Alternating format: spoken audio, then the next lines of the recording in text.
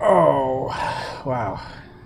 It looks like it's got guard gnomes leftover messages. What is that anyway?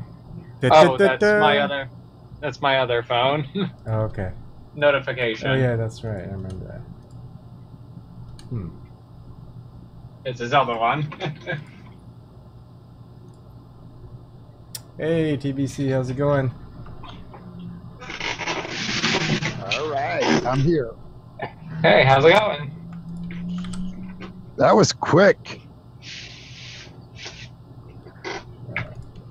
What was quick? Oh, getting in? Yeah, well, I had everything set up, but still, I managed to get on quicker than usual just because I didn't have to screw around with everything. How's my sound, Ivan? I can't You hear get that? you. I'm just kidding. You're good. You're great. Okay. I think I figured it out. When my phone hits 15%, it gives me that little buzz thing, tells me I'm supposed to recharge it. And last night, my charger, I usually have 100% charge and keep it plugged in, and it works just fine. But if it gets down to that 15% thing and I plug it in, it's all crackly, and I think it's because everything's heating up, Oh, because it's working real hard to charge up the battery. that makes sense. It's usually like when you use an external battery. Hey Dominic the nice Gales. thing, like when you're if you're live streaming in bed and you use an external battery, it's nice, especially in summer, because the heat transfers into the battery instead of your phone. Or at least it does with like the guys that use iPhones. I got some other thing, but just a little tip that I learned Okay. from like the live stream street guys. Mm. Let's see. Oh man. So who's feeling triggered tonight? Why is that? Exhaustion. I guess exhaustion is probably because this has been an exhausting week. I haven't even had much time to pay attention to political news, and I'm already exhausted with the political news. It's just like, how many more different flavors of a noun, a verb, and Mother Russia can we hear before we run the joke into the ground? The mainstream media is a joke. Yeah, but the punchline is growing stale. Like, I need new material. But they won't give me new material. So now I'm left with this sadness.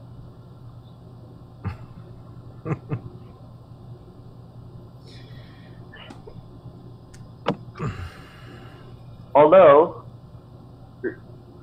the bird on the street says Hillary Clinton might be No. again. Okay, guys, it's all right. Hey Snork, how's it going? Lucas. Hello. Lucas, What's welcome. Hey.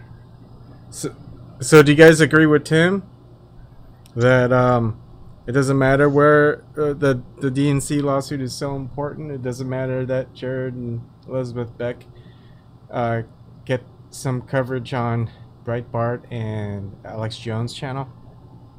Well, they have every right to get any kind of coverage anywhere, anywhere. No.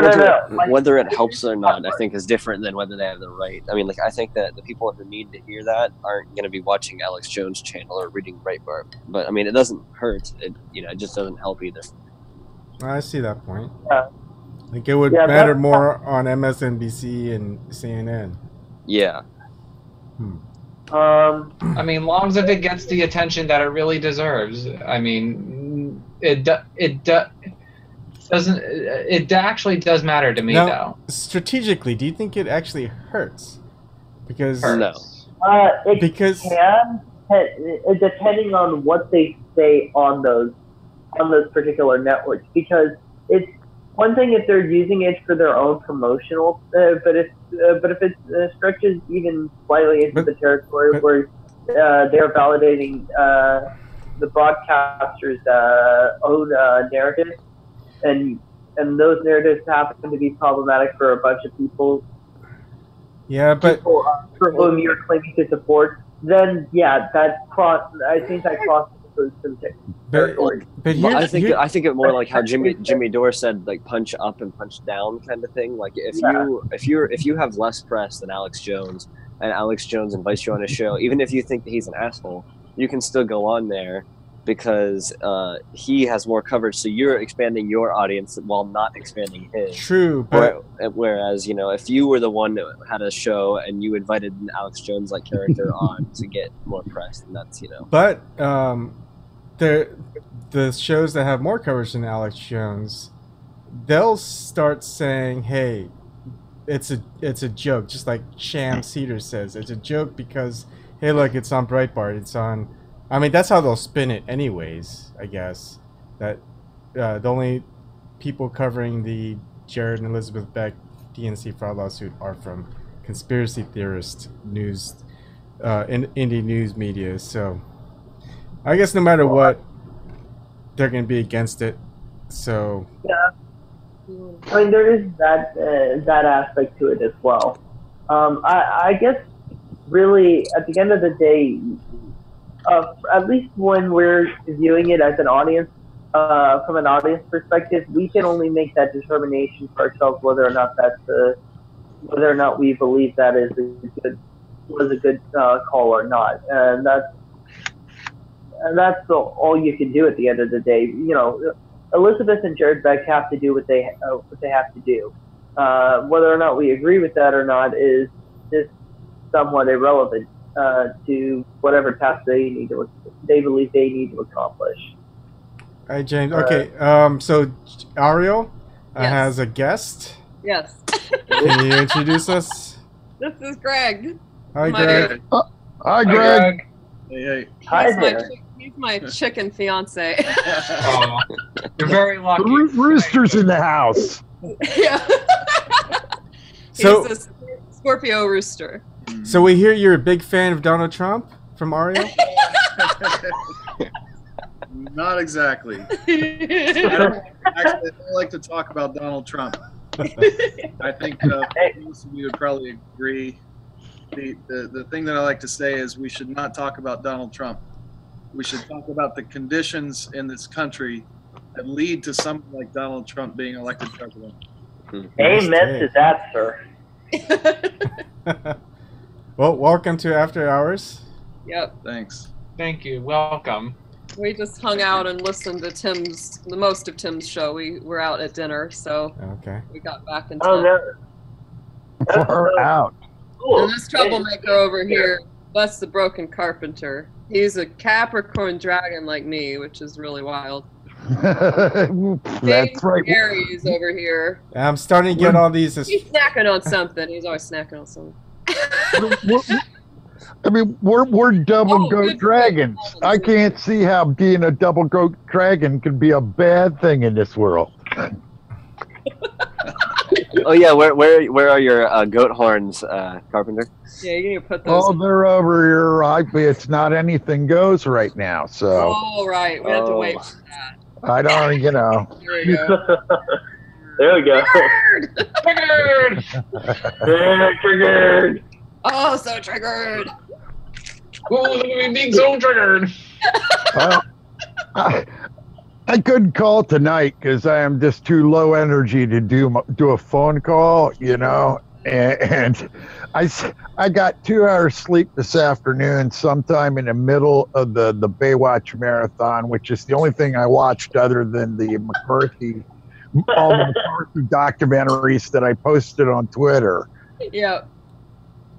Yeah, I was tired because I was up late researching Yvonne's chart last night. Oh, yeah. That was interesting. Now I get a lot of these references in that when you and Jamar start talking about astrology, I get it now. So Yeah, yeah. He reached out to me today. He sent me a message talking about possibly doing like a joint astrology chat show. Oh, that'd be awesome. Yeah. I think it would be really fun. I think. I want to do one. Yeah, we'll interview. I mean, I'm a Gemini dragon. Oh wow. 88. So yeah. I digged into mine just out of curiosity, but I can't. I'd have to find out what time I was born. That's about the only thing. Right. So I was wanna- born at 12:30 a.m. By the way, Ariel, did you get my email I sent you? I did. Yeah. Yeah, we'll definitely set something up soon. All right. Oh, I won't be there. All right. So Ariel, one question before we actually start after hours and start talking about current events. So, does finding out about a person's sign change your perception about them? Like, are you if you found out their sign, Mm-hmm.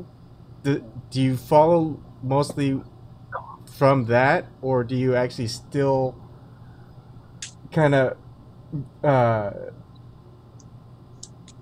go after that person's personality and don't try to tie them together? Or like, do you go for because say, all right, let me get this the right way. All right, so now you know my sign, but does that tell you more about me that you don't need to know other things, or are you still skeptical, I guess you could say, about whether I fulfill what that reading was, or that my chart or whatever? I don't know what that term is. Well, I think maybe kind of what you're saying is just the sun sign enough to go on to understand somebody, and no, I don't really think it is. As an astrologer, it's like I always want to see the whole thing. And if you do a chart without a time, all you're going to get is planetary placements. Like, let me grab this book up here real quick. Like, this has got an ephemeris that's a little easy to see. An ephemeris basically is just a chart of the planets in their degrees, and you can get one of these going back however many years that you want to. And so if you don't have a time of birth, you can pull a chart with a general time, and so it will show you the planets and the signs at that time of, on that day.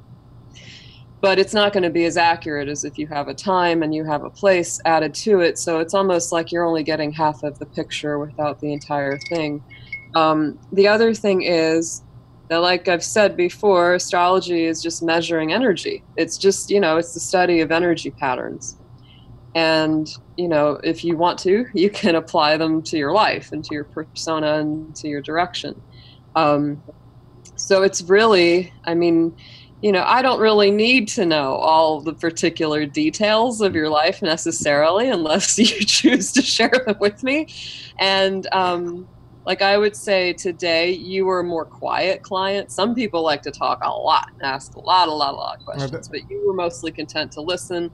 I would attribute that to your abundance of Scorpio in your chart. People usually with a lot of Scorpio or a Mercury in Scorpio really just like to sit and listen and take it in and observe, which is fine. I can work either way. You can talk as little or as much as you want. I've done readings for people who didn't say a damn thing through the whole session, and I was kind of wondering, like, am I doing any good here? Am I getting any of this right? Because they're not saying anything, but then they keep coming back, and it's like, well, obviously I'm doing something right. They want to keep seeing me. So Kevin says, why do I buy into the BS? People have preconceptions of things, and that's fine. For me personally, like I said at the beginning, I have an open mind, but I'm skeptical. It's like when someone tells you a whole bunch about that, like a particular tree, right? And then so you notice that there's just a whole bunch of shrubs nearby, and you ask about that shrub, and that person goes, "Oh, don't worry about that shrub. It's just trash." It's like, right. You're going to just disregard it as trash, even though you've done absolutely no no investigation into those shrubs. And Right. you know what most people find are those shrubs are what maybe keep that tree alive, or it's Sure. there for a reason. It Yeah. exists for a reason. It's stayed around for a reason. I mean, it may not be all good.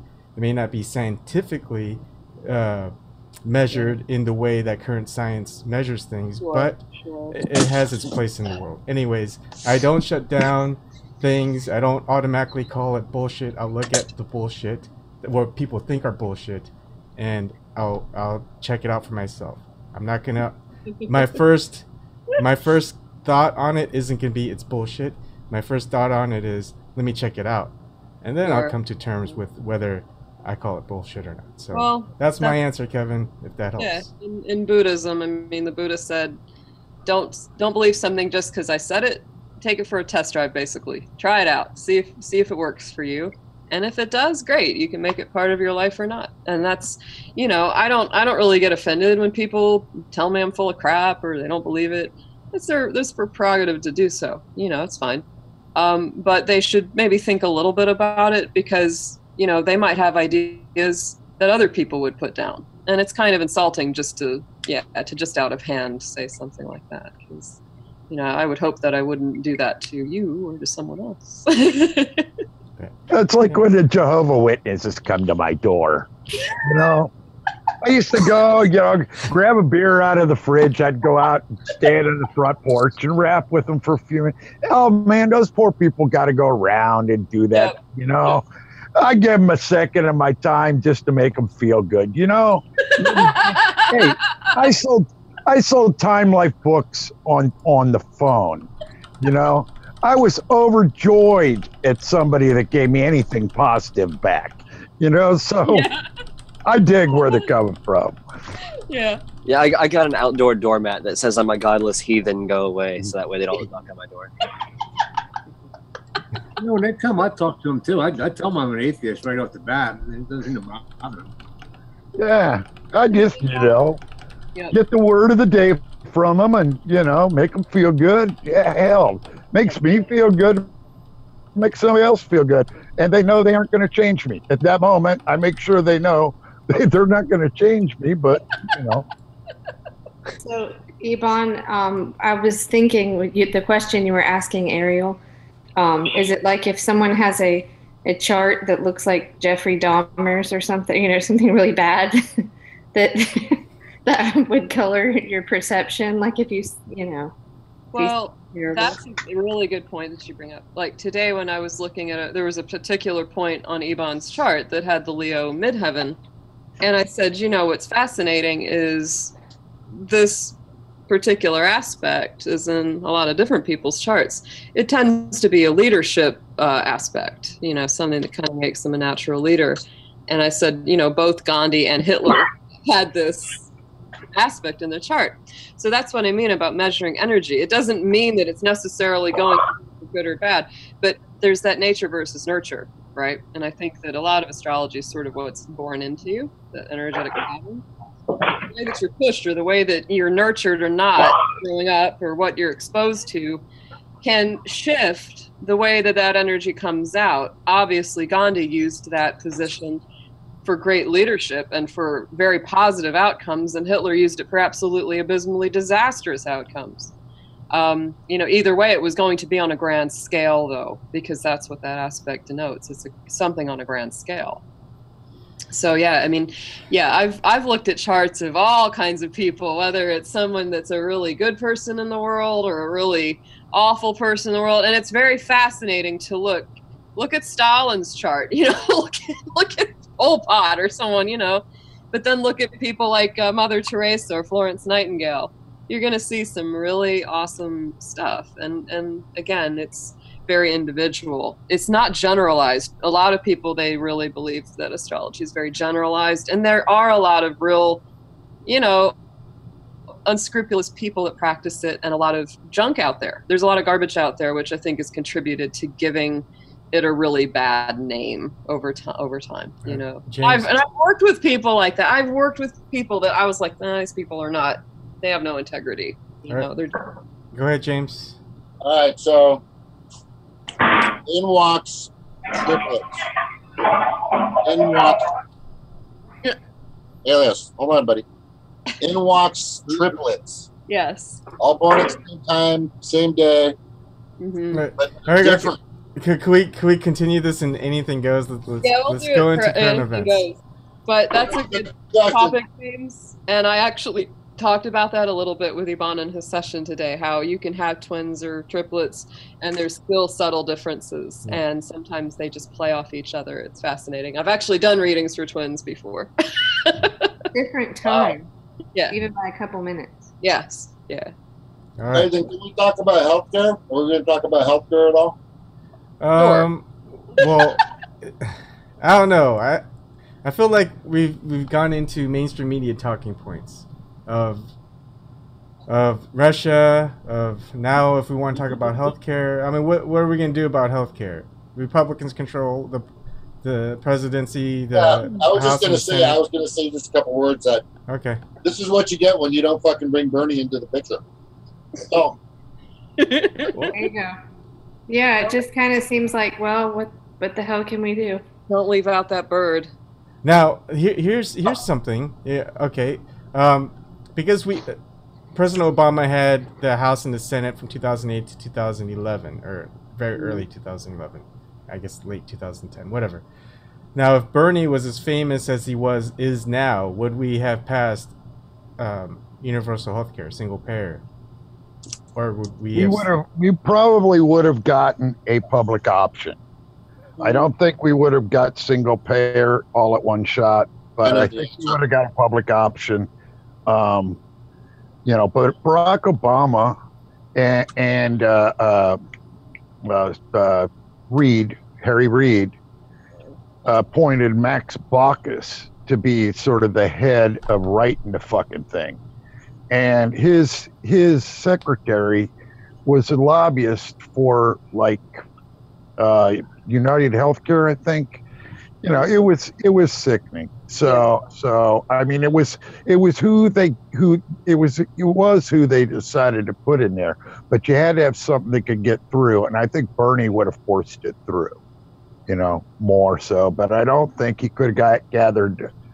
He might have, but I don't know if he could have gathered enough votes to get. When you have Howard Dean bought out by all the health insurance companies, and Exactly. Okay, now reverse. Say, all right. Hey, real quick. So Dennis Kucinich, I don't know if you guys ever remember this, but he tried. He brought it, and he was trying to promote single payer, and they just swept him under the rug in 2009. Yeah. Oh no, they put a great tinfoil hat on him. That's They what did. everyone's. No, they wrapped it around his entire fucking body. That's what it was. So what could Bernie Sanders accomplish if he became president with a Republican House and Senate? Not much. Actually, how much time was it for for Roosevelt to start acting?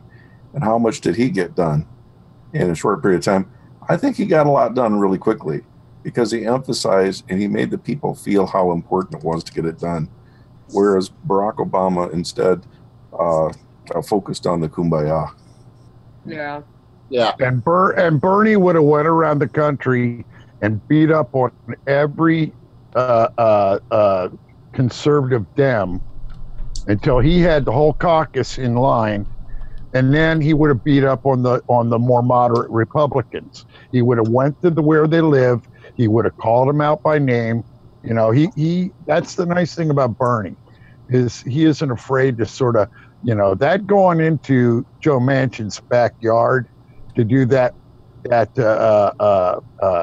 town hall. Yeah. That's what Bernie can do. That Barack Obama could have done. There were two moments since the year 2000 that we could have changed the world. On 9/11, had we embraced the love around the world. I mean, they were holding vigils in Tehran. Right. Okay? Yeah. I mean, if we would have done that and had Barack Obama, had Barack Obama actually harnessed his ability to talk, to speak, because I don't think much of him as an actual governor, but if he would have used his speaking to get progressive things done, I think that he would have done quite well. I think that he would have done much better, but he didn't use the bully pulpit, and he disassembled his whole grassroots infrastructure and put them on a shelf. Like almost immediately, right? Yep. And so his, from before, remember in the Podesta emails, the most important one has nothing to do with Hillary. It was the one from Citigroup with the list of his cabinet that was perfect to his cabinet except for one name. Already planned out. Huh? They were already planned out. It was already planned out. Oh yeah. So I mean, he went into that back room with the insurance companies and stuff, and basically, gave them the biggest, creamiest one he could, and here we are. And had he not done that, had he went for $15 minimum wage, then did healthcare, we would be in hellaciously better shape. Yeah. I think that. And had he thrown bankers in jail, right? Remember, even George W. Bush threw bankers in jail, threw crooks in jail. How in the hell did we get all these? We got a whole bunch of settlements with no admission of guilt. So Stevie, you're gonna say something? I can't hear you. Yeah. Basically, what Bernie's biggest hindrance was during the primary was, his media coverage, where they would just show empty podiums instead of him. Once he gets to talk to people, I mean, look what he did here in West Virginia. I mean, people went from not even knowing, anything about single payer to completely supporting it just because he went and talked the facts. And with that bully pulpit, I mean, he could go around and just, can you imagine the truth that he would drop on America? Yeah. And with that, the people would be livid. They would not be voting for Joe Manchin or Mitch McConnell or, Nancy Pelosi. He'd write them all out. Now, one of the things that I like that Jeremy Corbyn did, and that Tamara Thomas and Robert from Bob TV are wanting to start for just America in general, is starting a manifesto, a People's Manifesto, Progressive Manifesto, whatever you want to call it. Jeremy Corbyn started a Labour Party's manifesto. So basically, when Bernie Sanders lost the primary, or was cheated out of the primary, I'm sorry, they had a DNC platform committee where they kind of bring in together of what does the DNC party stand for, what are their stances on certain key issues, and that's how, and they kept on have a small amount of people represent what that vote was. But that's all the way up until that part that makes up the party.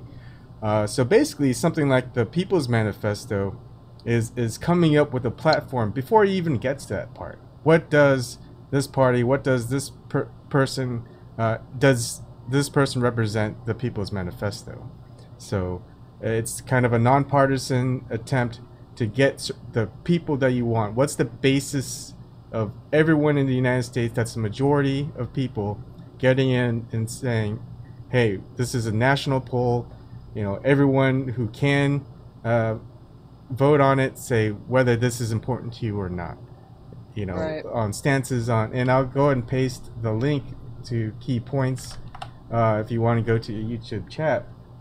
So it has issues like taxation, immigration, Brexit, rail, energy, higher education, health and care and workers' rights, executive pay, pensioners, housing. It has a whole bunch. But just what are the key points that you support in order to to have these people's votes. Basically, if you don't abide by the People's Party, no one in the People's or that if they want you to represent the people and they support the People's Manifesto, basically if you don't support it as a politician, you're not getting that big chunk of voters. Yeah, you got to fit the Right, see, manifesto. and- You got to fit the manifesto. See, Aeolus, he has to drop out. Bye, Have a good Ariel. weekend. Sorry, I'm completely wiped out today. Yeah, That's no problem. okay. We understand. Are you going to be around tomorrow? Well, I'm probably going to be pretty busy tomorrow because I'm getting together with my friends to celebrate my birthday. So, Cool. Have fun. yep, we're going to the city to attend the Pride Festival, so that'll be fun. Far out. Cool. Have a blast. I will. Have fun. I can even take some photos. Yeah. Cool. Definitely post them on Twitter. I'll, And here. I forgot you can share them here. I will do that then. Take care until then. All right. see ya. Bye. Have a good one. All right. Have a Who great just weekend. posted about Iceland? Who was that? Yeah, that was Iceland. No, I mean, who posted that? Oh, that was James. Oh, okay. Yeah. Mr. Post-it. Oh, okay. I created this Facebook page. It's called Sue the Banks. And it's just not going anywhere because nobody understands it. I mean, Yeah. Iceland just fully, like a tank, a bunch of Panther tanks went after these crooks, and we haven't done anything. It's just so sad.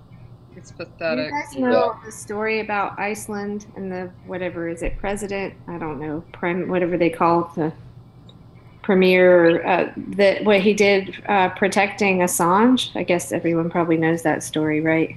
I'm not sure about it, Kelly. I've seen bits and pieces. Yeah, okay. So as usual, I forget part of it, but basically, they were going to send him there, and the president or prime minister, whatever it's called, of Iceland said, we're not going to hand him over to the U.S. Basically, there was some kind of like setup where the U.S. was going to send a plane or something to that effect, and they basically stuck up for Assange and said, we're not going to do that. Wow. James, I was gonna say, James, the reason nobody's seeing your Facebook page is because Facebook's censoring it. If you don't pay money, then they don't show anyone your page. Like they did a study and they found that Facebook, if you're not paying them money, they will not show anyone your page unless they search for it by name. Wow. Yeah, I know. It's a $5 for 2,000 people, and I'm, Here it is. FBI sent plane loads of, come on, internet. Plane load of agents to frame Assange in Iceland and got snubbed by minister. I guess he's not called a president. It's called a minister. So that was in, I don't know, this says December. I guess it was that recent. So I thought that was really cool because they're like, nope, we're not going to participate in that corruption. He was the guy who brought down the Icelandic bankers. That's right. You guys know that Bernie hired as his economic advisor the prosecutor. I can't remember his name. Yeah, but I can't he remember was it the either. prosecutor, or he worked on the prosecution of the Icelandic bankers. Yeah, that's a good tidbit. I can't remember his name, but Yeah. that's something to look up and stay connected with. That was around the time that I started to become aware of Bernie and his platform. Yep. And it got me really excited. I said, if this guy is going to be his economic advisor, I want this guy as president. Yep. Period. Yep. End of story. I don't know. Iceland's looking kind of good right now, huh? Yeah. Iceland's looking great right now, especially since we have another recession on the way here, and no indication that the bankers will be punished a second time. No, are you from Iceland, Lucas? What? No. Oh, okay. Sorry. For some reason, the way you said it, I thought you were Icelandic or something. No, I was just saying it's looking really. It looks really good right about now, just based on the impending economic doom the United States is facing, with half a dozen bubbles about to pop. Who was talking about FDR a minute ago? I forget who was. I think the only problem I saw with Iceland. Snort. Yeah, it's talking about FDR and how much he got done. That was Snork. Yeah, the thing that he had going for him was the Great Depression. Right. and he basically, I mean, let's don't forget that FDR, while he's a good, I guess, archetype of a, populist and semi-progressive president, he was an elite. Mm-hmm. And basically he convinced his brethren that he had to save the country from revolution, and it's true. I mean, you had the Great Depression. Yep. You had an imminent revolution. Yeah. And in his memoirs, he basically is quoted as saying his greatest accomplishment was that he saved capitalism. Yeah. So that's the thing about getting things done with the Congress the way it is, and whoever might be president or whatever. It kind of depends on those conditions. And Lucas, you're right. We're on the verge of an economic, maelstrom that's just gonna that could bring about the revolution, and they may not have any choice but to acquiesce on healthcare and other things. Right. Yeah. I was thinking that in the Tim Black show just a minute ago about healthcare. I forget what spawned the thought, but healthcare or health insurance it really has very little to do with health. Yeah. It's bankruptcy insurance. That's right. So one of our favorite writers, James Howard Kunstler. We love him. James JHK is the best. JHK, absolutely. His latest blog, just published in the last couple of days or whatever, he cites that it was either WAPO or New York Times.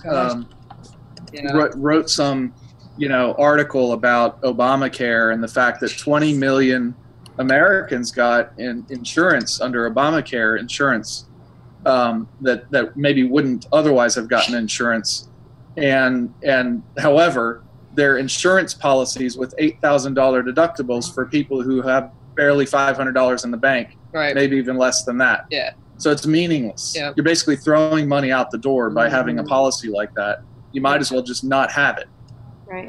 and just save whatever You can. 2 pennies you can. Yeah. And if you get sick, just don't pay the bill. Right. Yeah. Yeah.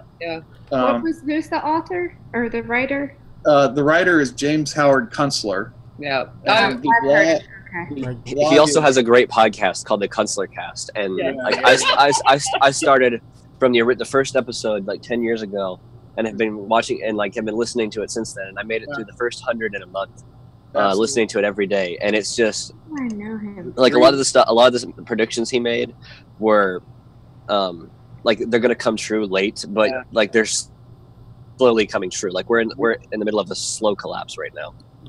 Before we continue, Uncle Ron joined. Is that Uncle Ron from TBTV Uncle Ron, or is that Kelly's Uncle Ron? Yeah. Can you say something, Uncle Ron? We can't hear you. It may not be set up quite yet. Yeah. Okay, we'll wait. Sorry, continue. But anyway, I've recommended James Howard Kunstler to Tim Black. I think that he should get him on in an interview, and they would have a blast. Kunstler doesn't sugarcoat anything. He's just kind of rough around the edges, and he's freaking awesome. Yeah, he is definitely no bullshit and not afraid to offend anyone. I'm wondering how I missed him. He's been around a while, huh? So you'll love the blog name is very memorable. It's clusterfucknation.com. Oh, how did I miss that? Clusterfucknation.com. How did I miss that? All right. Ariel, did you guys see the panel with James Howard Kunstler, Frank Morris, Chris Martinson, and He shared it with me. Yes. Yeah. Oh, that panel was amazing. All right. Yeah, One more second. All right, Shirley, do you want to test your mic? Hi, Shirley. Shirley, can you hear us? All right, Joanne Leon. Hi, can you hear me? Yes, we can hear you. Yes. Oh, okay, great. Hi. Hi. This is your first time, right? Actually, my second. Second? I had some mic problems last time. Okay. Do you want to introduce yourself, I guess? Yeah, sure. I'm still, well, I may as well just do this. I was still getting set up. Oh, yeah, I remember. That's right. Yeah. I don't know. I'm from New Jersey. I'm a mom. I'm an engineer, software development, whole lot of stuff. I have a podcast with a partner called Around the Empire. So signed in tonight because I was listening to Kelly the other night about Russia. I missed the session last night, but very interested in foreign policy too. So I don't know what else. What else would you like to know? Well, just welcome and feel free to chime in to anything or start a topic. Thanks so much. Thanks for doing this, Ivan. Oh, no problem. Well, thank you again, Ivan. Greatly appreciate it. Thank you. It'd be just me talking to myself if it wasn't for you guys. So, Shirley, do you want to say something? Do you have a mic on? I just want to say that everyone's talking about health care, but I'm thinking about dental. Oh, yeah. Because if anything happens in your mouth, you get an infection, right, that can spread through your body. Yes. I just don't understand why that wasn't applied in the health care plan. Well, dental and mental should both be covered. Yeah. Yeah. Dental is almost never covered, even under employer plans. Many times dental is either not covered or it's very inadequate. It's separate. Yeah. Yeah. Yes, it was. And vision. Sometimes vision is separate from that too. Have you guys read about the new home dentistry fad that's like taking up the country? It's like it's become this huge thing. Everyone's like doing like this do-it-yourself dentistry. And if you go on Amazon, you can get like all of the different epoxies and fillers and stuff, and like all the different tools, and you can get mirrors to learn how to do it on yourself. There's like books. Like my uncle spent 6 hours on Amazon just looking at all the different options of things because he just fell into this rabbit hole, and he didn't buy it. He was just interested. And like there's videos on Amazon of how to like fix it, how to like drill a hole in your tooth and fix your own cavities and stuff, and it's just crazy. Yvonne, I was just going to say, you said without all of us, you'd be talking to yourself. I think all of us would still be screaming at the television. Yeah, I was going to say, we'd all be talking to ourselves too. Okay. God.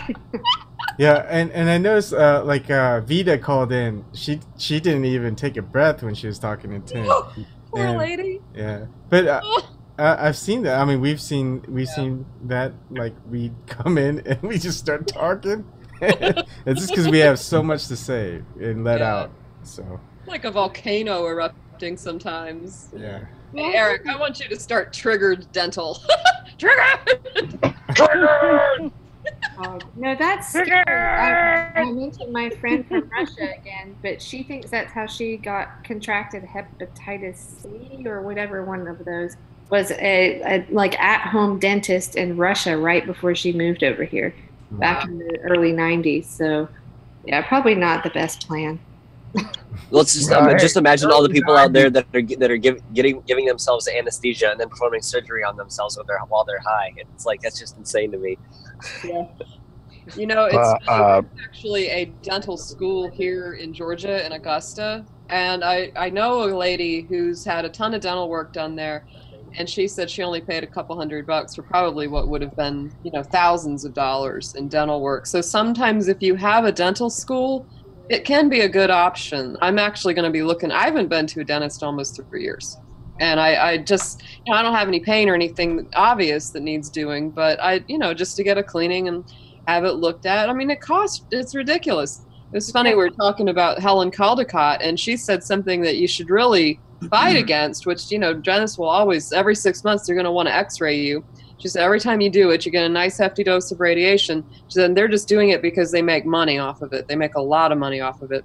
I And resist that. Yes. Say, I've been in a CT scan so many times for my spinal fluid leak that I glow in the dark. So I really don't want any more X-rays.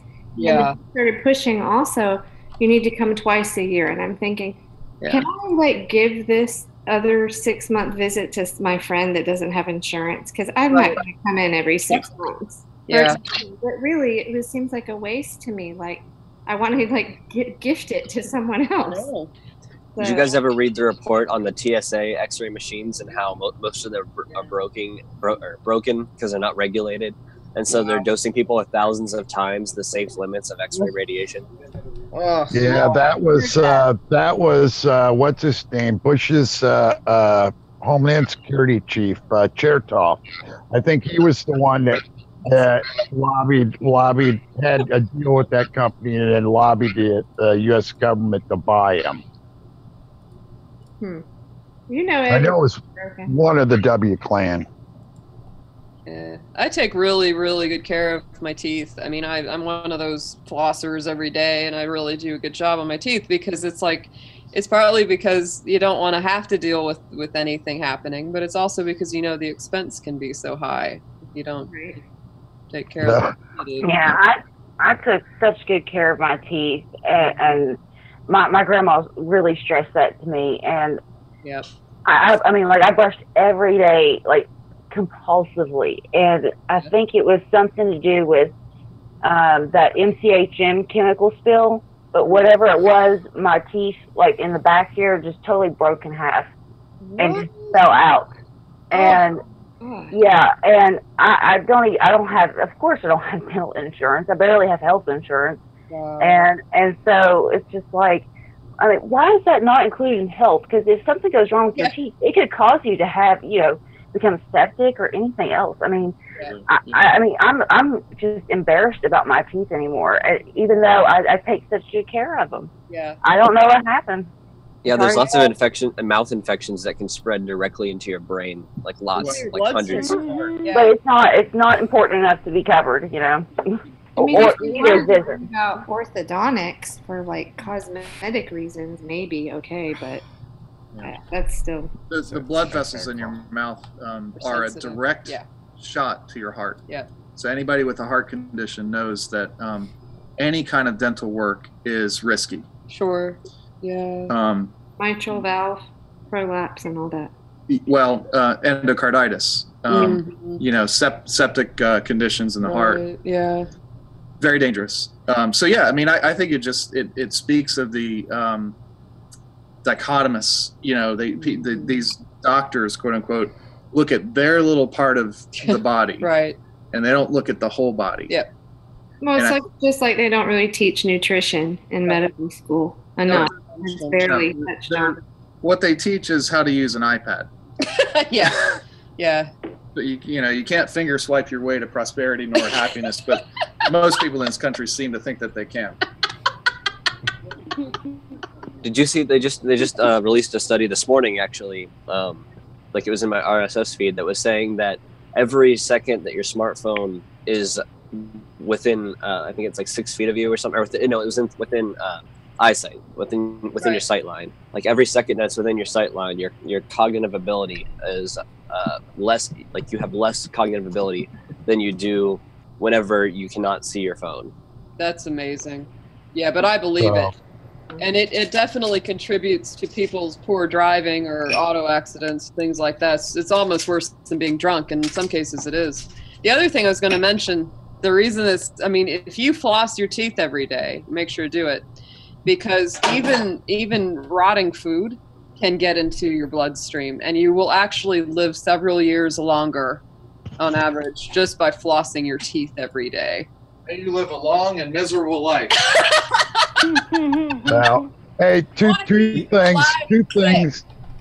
Birgitta Jonsdottir is a pirate party member and may be the next Icelandic leader. And she was also part of WikiLeaks. She helped edit the collateral murder things. She's a very interesting person. But on dentistry, Yeah, I've had some risky dentistry. Risky for my dentist. I went in there to have my wisdom teeth out.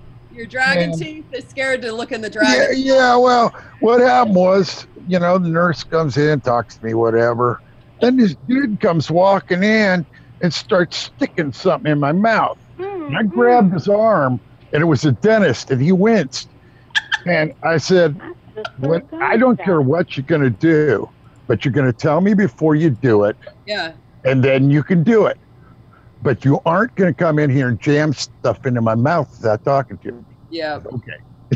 But that was as painful as dentistry ever got. That's funny. And I would say too, another thing I would mention is a lot of dentists are real shysters.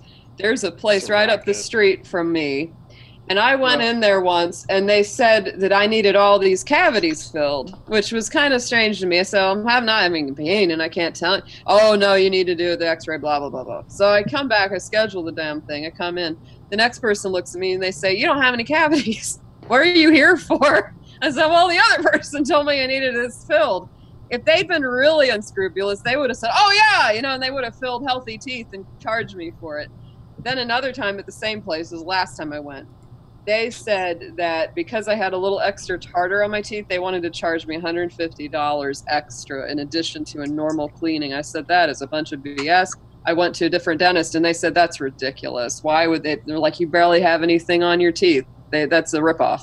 There's a lot of really, it's like going and taking your car in. And they think, well, you don't know anything about cars, so we're going to jack you up. Dentists are evil.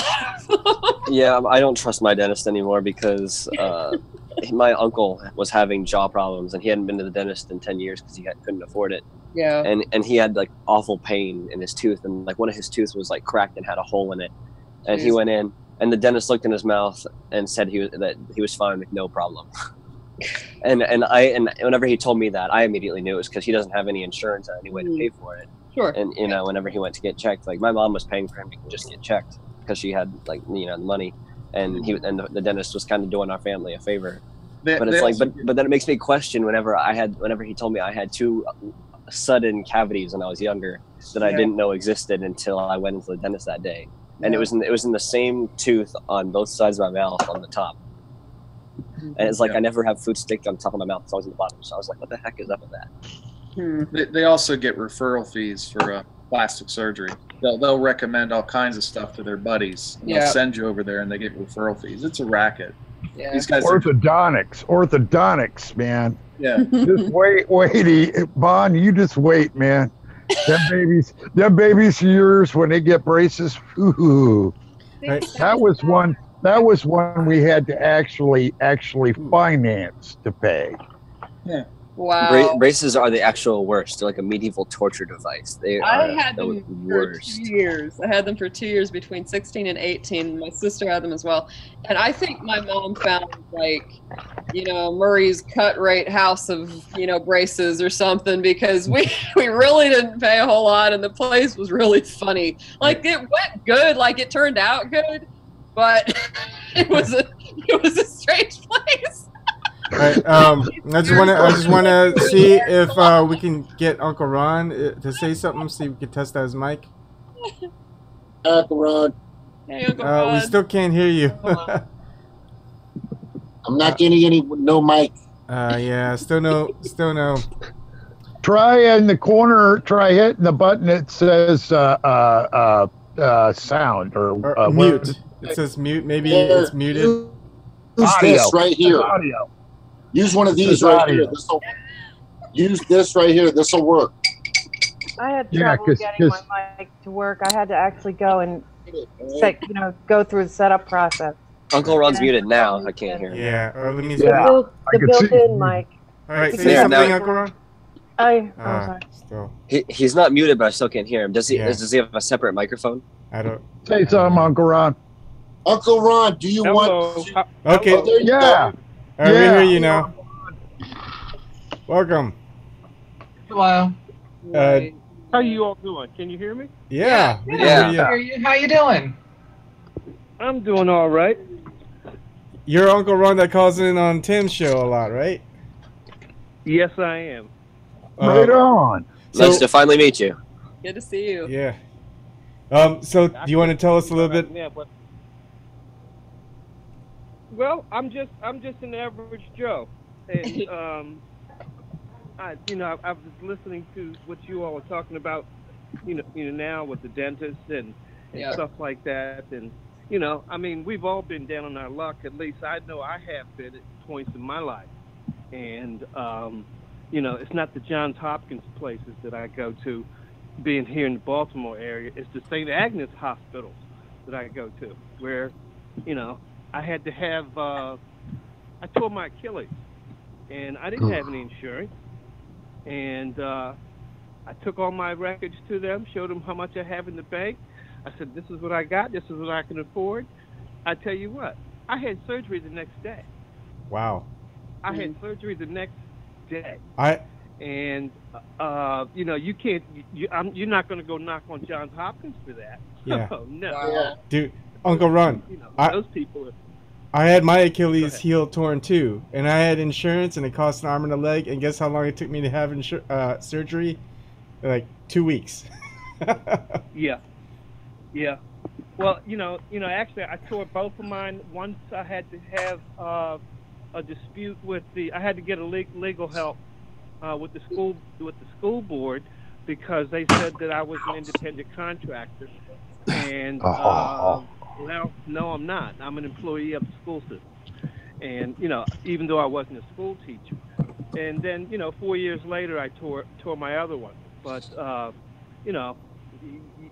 we've all been in that same situation at some point, and so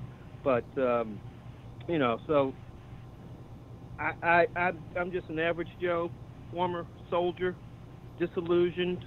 At some point, my eye-opening time was quite a long time ago. It was during the Bill Clinton era, and that was when I really started to see what was wrong with the party that was supposed to be for me. Right. And it's been that way. I vividly recall, I was a nerdy kid, and used to watch the debates with Kennedy and Nixon even. And what were they talking about? The same things they talk about now. Yep. Nothing. They talk about Kennedy was trying to get health care. Nope. It ain't happening. It hasn't happened for a reason. Yeah. Because nobody wants it. Nobody, the people have not been shown the way. And I know for a fact that it works overseas, because when my mom came to visit, we were in a bus accident when I was stationed over in Germany, and those Germans didn't ask for a darn thing. They said, come in, let's get you fixed up. Boom, boom, boom. Here's some papers. See you later. Yep. And so universal health care works around the world except for here, because, we're paying 54% of our budget to my former occupation. Yeah. In the military.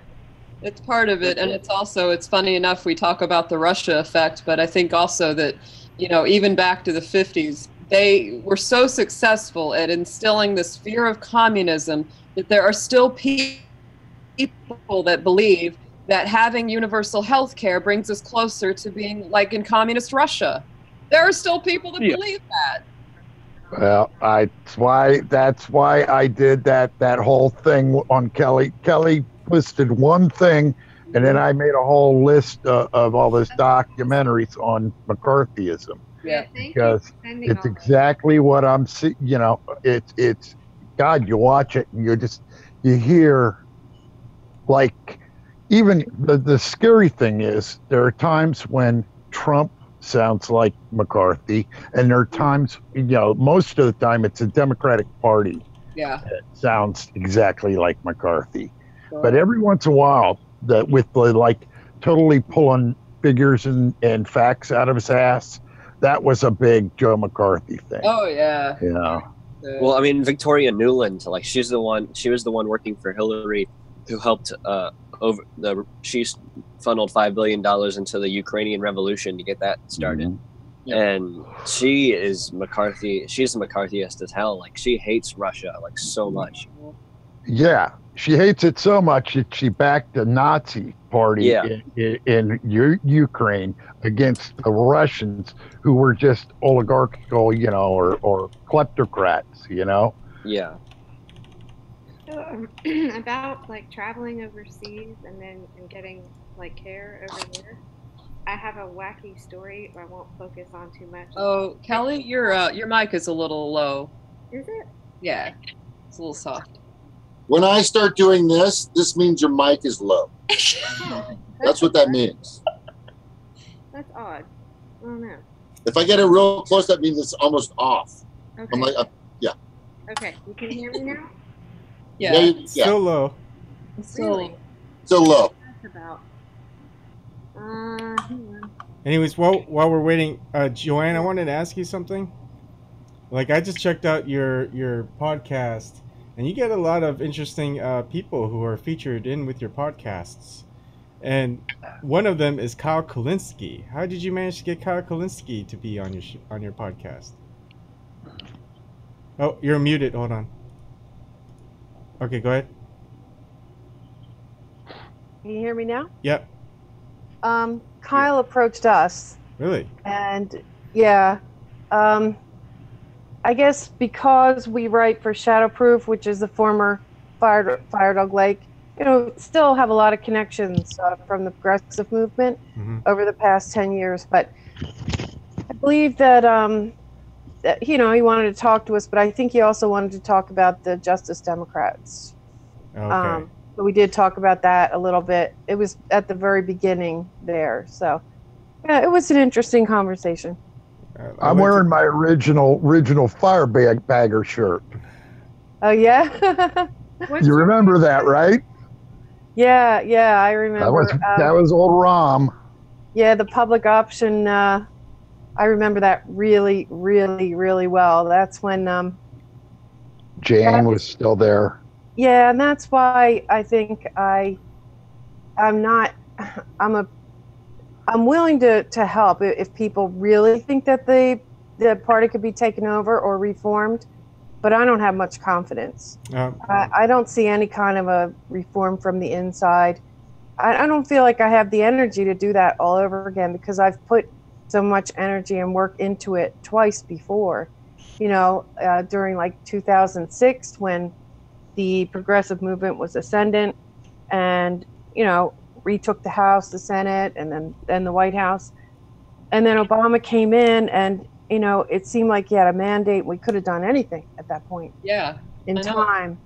And the healthcare situation from the start, the people who weren't at the table, who were shut out from the beginning. And then if you recall, like Broken Carpenter's talking about Rahm Emanuel from the start, all of the progressive activist groups were sort of rounded up or herded, if you will, and they tried to get everybody to get on message and not to dissent. And Jane came up with the term veal pen, because we were all put in a veal pen, is the way she put it. Because like every Tuesday they had this meeting at a hotel in Washington, and they dictated what the message should be. And if anybody dissented, and some did, they basically conspired to starve, all their donors and to take them down. And it became a real battle. And it boiled down to like the public option. That was sort of the dividing line. So I still hold a lot of resentment over that, to be honest with you. Yeah, that was when he said, got him in a room and told them they were all fucking retards. Yeah, that's right. That's a direct quote from Rahm Emanuel. Yeah. And that fucker. Another person from that same era, same group of activists. I was just going to read you this series of tweets from Matt Stoller. He used to work for Grayson. And he has had a really profound thread about healthcare yesterday. He said, important thread. He refers to Zinni from, I think it's Boing Boing or whatever. She had breast cancer. He refers to one of her tweets. And then he says, What Zenny describes here is known in the industry as rescission. It was a business practice. They would just cancel your insurance if you got sick. Wow. I was working for Alan Grayson at the time, and I encouraged him to introduce a bill to make this not just illegal, but a form of homicide. But here's the other thing to realize. You shouldn't need an insurance company to cover cancer pills costing hundreds of dollars a pill. Cancer pills don't cost hundreds of dollars a pill. They cost a few cents. You aren't paying for health care, you're paying for yachts. Yeah. This is pervasive. Pretty much every tiny plastic thing in a hospital is inflated to hundreds of times its real cost. So when people are like, Obamacare saved me from bankruptcy, sort of, you were held at gunpoint and someone else paid the ransom. Because that's what healthcare is. If you don't get what you need, you can die. It's a threat to murder you if you don't pay. We shouldn't be grateful that a healthcare system designed to rob and hurt us was tweaked so someone else pays the ransom.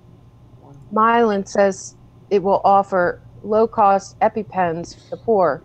The problem isn't that the poor can't afford it, it's that it's theft to charge $200.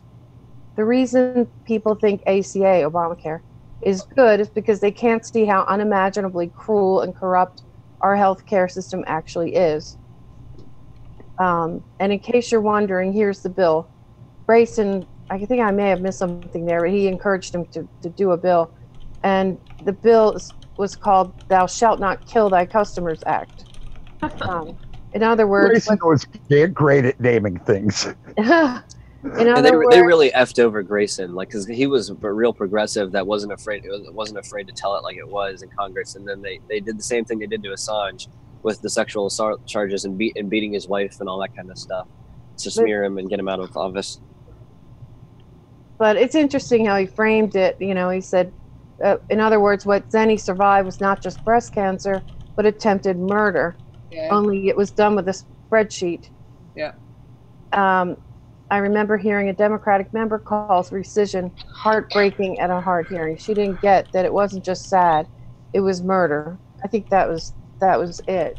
But that's interesting framing, and you know, you guys were already on that topic. I mean, I hear about people going to Mexico for dental work, yeah. And I don't know. That's crazy. There's something called medical tourism. Yeah. Have you ever seen the movie Dallas Buyers Club or heard about that story? Yeah. Yeah. And that was, you know, a lot of it was in response to the lack of health care, right? And they had this medication. It was the only thing available at the time in the 80s called AZT. I remember it really well. Funny enough, speaking of McCarthyism, Roy Cohn had AIDS at the time because he was a closeted gay man who had contracted AIDS. And it was funny because he made his whole career, you know, acting like Mr. Conservative. Outing homosexuals. Yeah, and so very, very typical, like, self-loathing, you know. But he could afford it, right? He was able to have the AZT because it was prohibitively expensive. And not only that, they really didn't know how to prescribe it correctly. In some cases, it was actually worse to take that because they're giving so much of it. It's actually a form of AZT is still used in cancer treatment in some cases. But this story was basically about this fellow who, you know, probably contracted AIDS through either unprotected sex or a contaminated needle from drug use. And he ended up going down to Mexico. He was nearly dead. You know, they had 6 months to live with this. And he couldn't afford the AZT. So he went down to Mexico and he started what he called the Dallas Buyers Club. He came back up, and what he would do, he would truck up as much medication from Mexico because they had so many other alternative treatments to what we had at the time. You would bring it over the border, pretend to be a priest or somebody, you know, to get across the border. And then he'd set up a little shop out of a hotel room and he'd sell memberships, which, you pay a couple $100 and you could have as much medicine as you wanted. And so people lined up in droves to do that. And he wasn't the only one. There were a lot of people in the country that were doing that as well. And oddly enough, it's so sad because, he was sued a million times. You can imagine what happened to him. They were pursuing him left and right over it. But he was saying, it's my right to put what I want to in my body. I'm going to die anyway. Let me do what I want with it. And it's a powerful, intense story. But it really does highlight not only the hatred and the sort of ignorance and the denigration of people that were struggling with AIDS in the 80s, but also the failure of the medical system. There's a lot to it. There's a lot to that period of time. Well, we pay twice for medication. We pay to do the research in our state universities, right? And then we pay the fee that the developer of the patent has. So it's Merck. When they patent it, it's Merck, or whatever. Yeah. So even if you're buying a generic, you're still paying a little more to Merck, or actually, I don't know, maybe not. No, I think that's wrong. I think it's just, and now they wanted, like the TPP would have made patents and copyrights forever kind of thing. And it would have been a real hassle to have generic drugs. And the fact that we just don't have, state schools doing real research into medicine and just, coming up with formulations and having it be an open source thing where any company that can get set up and make the drugs safely can make the drugs for people. Right. And, and I think that even if we took the cost, even took the profit motive out of that, wouldn't be a bad thing. Well, that's how it should be. If it's all this stuff like vaccines, if vaccines are really for the greater good, then they should be regulated. They shouldn't be allowed to profit off of them. Right. If GMOs are really for the greater good, anyone should be able to get the money to test it and do research. That you shouldn't be allowed to profit off of them, off of the passing and patenting of them. You shouldn't be able to sue other people for using your product. If it really was for the greater good, then the point shouldn't be to make money. Yeah, of course it isn't. So what's happening? Just sorry, Shirley. So what's happening in Southern California that happens on in El Paso and a few other places that connect to the border is there's a big line on a Friday night that people are going down and getting their teeth done. They're getting medical services done in Mexico. And most of the guys that are over 40 are going down there to buy Viagra. Oh my God. I'm just saying. I bought some medicine in London that a 90-day supply was so cheap that I could have bought a year's worth for what it takes to fly to London, come back. Well, while I'm in London, I could stay overnight at a nice hotel, take a ride on the London Eye, come back, and have it be $300 cheaper than a 1 month supply here. And it was the same exact medicine made by Abbott Labs in Chicago. Unreal. And so if they're supplying it for $20 in London, that means that the actual manufacturing cost is less than 1/15 that. Yeah. Mm-hmm. Yeah. And here in the United States, I just had my dosage changed because it was $1,300 a month here as a copay. Wow. And and that's the most common dosage. And I just learned this as a new medical practice that just needs to be criminalized, is that the most common dosage is extremely expensive and the other dosages are extremely cheap, so that they can average them and say what their average cost per pill is. So one might the one dose was 120 grams. That's the most common dose. 134 gram or 134 milligrams was only $50 a month Right. total without insurance.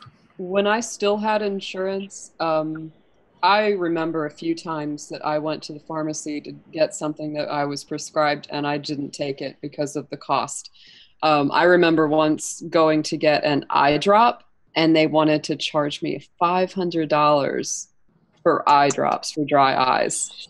And I said, you got to be joking me. I laughed at them. And it's like the pharmacy people are just kind of like, it's like they don't get it kind of. They're like, huh? You know, I'm like, would you pay that for this? And they're like, no, I wouldn't. You know, it's disgusting.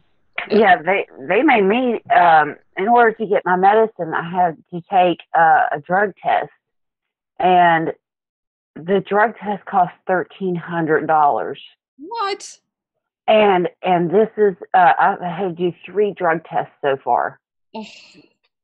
and while we're on the subject of healthcare, I just found out that Bernie Sanders is doing a bus tour talking about healthcare, and it's going to be in Pennsylvania, Ohio, and West Virginia.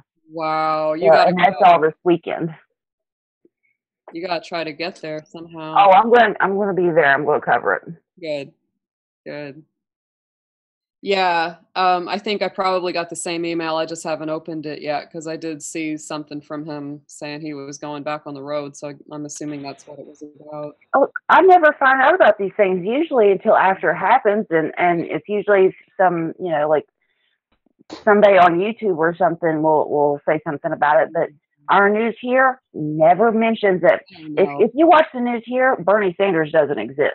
Right. And so, like, I have to, like, really keep up on and checking him emails or just researching to see if he's going to come here, because I don't usually find out till, like, 3 months later.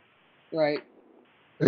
You talk about drugs and you know, like up when we had the goat farm, I knew tons of people that would go to the vet store or to the farm place. They'd buy animal drugs. Wow. Because there's lots of animal drugs that are identical to human drugs, and that's what they'd use because, you know, that's all they could afford, and it was pennies on the dollar. I mean, it was like, you know, you get a month's supply for $5. You know, like you were, it's a copay. Oh yeah. Yeah. Uncle Ron, go ahead. No, I was just thinking that. I've lost my train of thought a little bit because I was listening to Broken Carpenter, but it's just amazing to me that the corruptness of this country has just been, I don't know, how did we fall asleep? Are we the blame? Is the question that I have once in a while. Is it our fault, or is it that they have just been so good at manipulating the media and putting us to sleep, so to speak? Uncle Ron, I recommend you read Chris Hedges' The Death of the Liberal Class. Okay. That is I'd say a seminal book that will really help anybody understand why we're having this conversation today, and why the Democratic Party, who's supposed to be the party of the people, has gone completely, not so much why, but how they abandoned the mechanisms of true what's the word, care and power to the people, such as labor unions. There you go. Read that book. Okay. Part of what you were saying about, have we been convinced? Yes. So the Creel Commission was created around the time of World War I to basically sell the idea of the war to the American public. And the Creel Commission created I guess a method or a pattern and tools and techniques for basically getting the American public to agree to go along with things. All right, I'm sorry, it's kind of general, but that's the best way I can think to say it. No, that's fine. Yeah, it's what they call PR, or any propaganda, basically public relations. Yeah, it is propaganda. Yeah. Yeah, because my dad went to Vietnam twice, and it really broke up our family. I didn't realize that Tim had gone through Tim Black had gone through some of the same things, and he and I had a bit of a falling out, and I guess it was after I started seeing what the Democrat Party was doing to us, and he was a lieutenant colonel when he retired, and I had to ask him. I said, Dad, we went over to Vietnam, and I still don't know to this day, what did those rice farmers do to us? And how were we lost 60,000 people there, and along with all the other people who have, Agent Orange, like my dad, and so on and so on. But I said, Dad, they did a great sell job on us. And I had to back off for a while because he had come from nothing to be a lieutenant colonel in the Green Berets, which was tough back in the 50s. Wow. And I think less than 1% of black officers were, able to matriculate through. And so, and so this past Memorial Day, I spoke with him on a level that I never had before. I'm prior service, but I have finally seen what he and so many thousands of kids have gone through, in the belief of patriotism. Yep. And and I mentioned this on Tim Black's show a few weeks ago. Man, they really know how to take advantage of a family who has a history of serving. And I'm still trying to figure out what I'm going to do as a veteran to start mobilizing myself besides what I'm doing now. Because it's crazy. It's crazy. Quick question, Uncle Ron. Were you officer and enlisted? I was an officer. I was a tank officer. Okay. Find your local Vets for Peace. The people I've met for Vets for Peace are some of the best people in the world. And a book recommendation is, I just learned about it last night. I only know it from what how well they spoke of it. Is Johnny Got His Gun. It's an anti-war novel by Dalton Trumbo, the guy that was on the Hollywood blacklist. Okay, Johnny Got His Gun? Yeah. What about the Oath Keepers? They are the ones that have started to step up and protect all the litigators for the DNC fraud lawsuit. Yeah. So they basically wouldn't let me do that. What's the one that Wes Clark does that went up to Standing Rock? Does anybody know the name of that one? Yeah, that was Michael Wood Jr. Yeah, Michael Wood and Wesley Clark. Yeah. Yep. And you know what? I know you said it was 60,000 that we lost. I wish they would start including some of the people that have come back that have either committed suicide or have, like not technically my grandpa, but my grandma's husband. He drank himself into an early death. Yeah. They need to include those people in those numbers because, that has everything to do with why they died. Yeah. Those need to be included. Yeah, all the guys who killed themselves on heroin and everything else. Because when my dad came back from Vietnam his second trip, he went to Panama, and he was doing some training down there, training people down there, and he refused to come back home. He refused to come back to the United States because of the way that the people were treating the soldiers, and that's just another facet of how the soldiers are really taken advantage of once they come back. Nowadays it's the PTSD,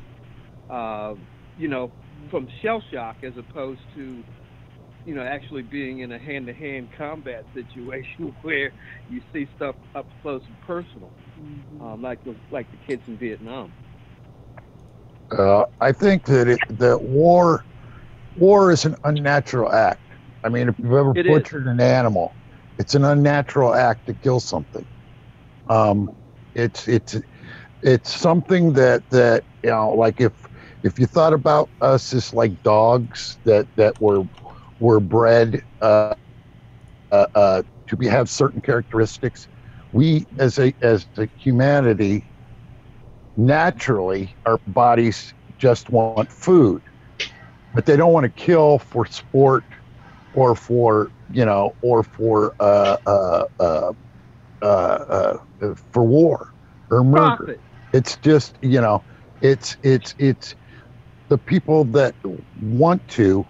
That's an unnatural thing, and so you're taking people that are young kids and you're putting them in a situation that I can't, nobody that hasn't seen it can imagine, because I've never seen it, and I can't imagine it from reading about it and everything else.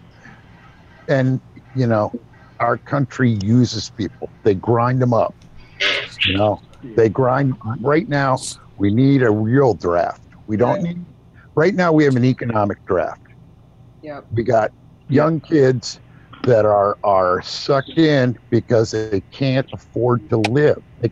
What the hell? They don't give them any options but the military or homelessness. Yep. And so, and then when they come home, they don't give them any options except for homelessness. Right. I know my stepdad, he's been in it for over 20 years. He just retired, and he's been everywhere. He was in Afghanistan. He's been different places in South America, and he joined when he was 18, just, as soon as he was 18.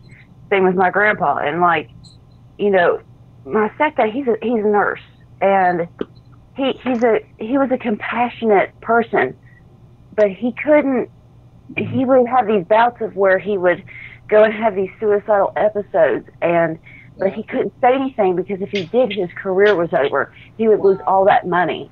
And he had all these things that he had to deal with, gambling addiction, all this stuff. I mean, he was a broken and used up human being.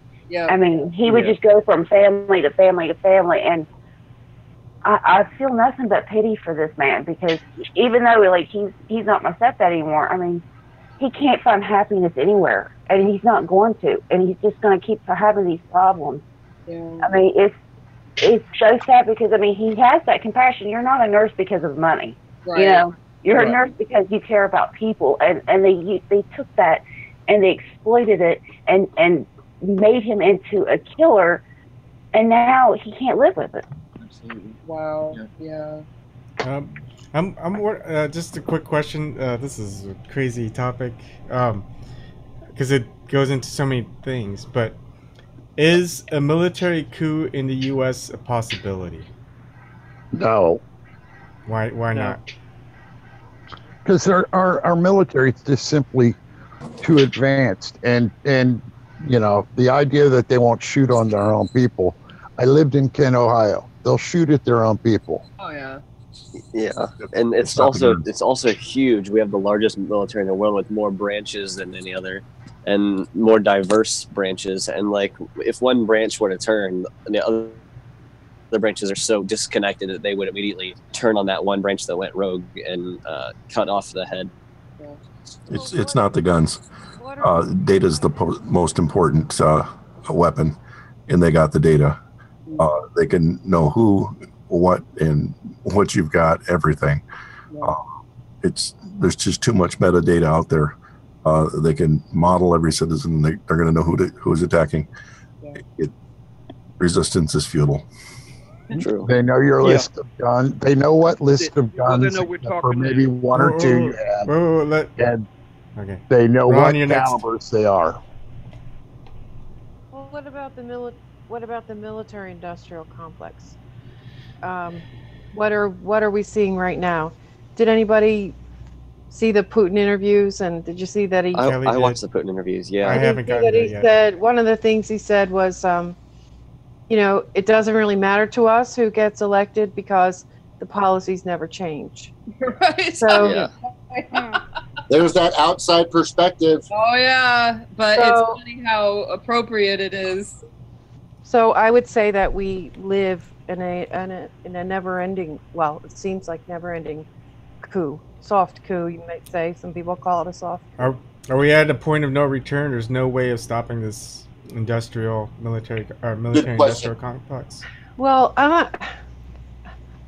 I think I don't know if economically this is we possible, but I'm a cynic and an optimist. So, I would never say never.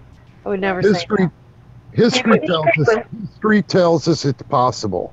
It was the movements of the 1890s, the labor movements of the 1890s and the early 1900s that scared FDR into cutting a deal with the rich people.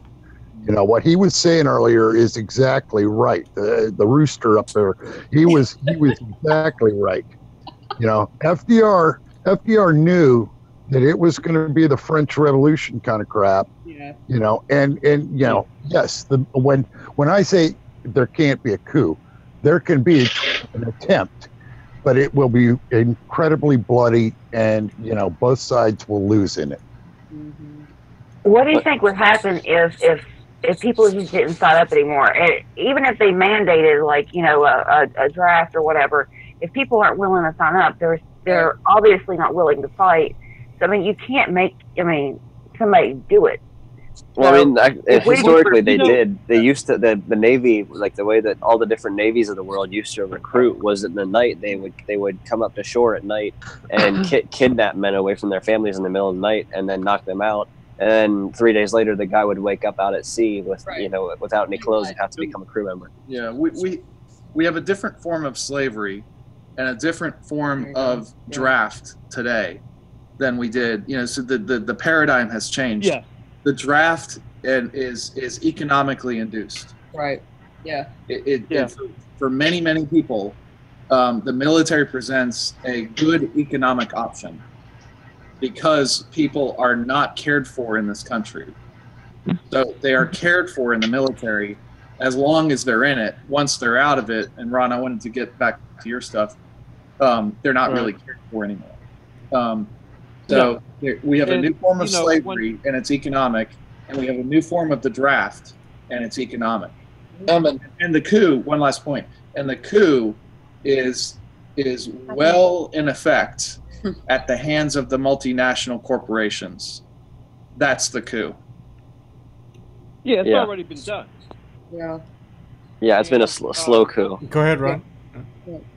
The one thing that is common with the draft now, this economically enforced one, and the draft of, I guess, the Vietnam era, and before that, when I came off of active duty, I worked in the selective service section here in the state of Maryland, and it was,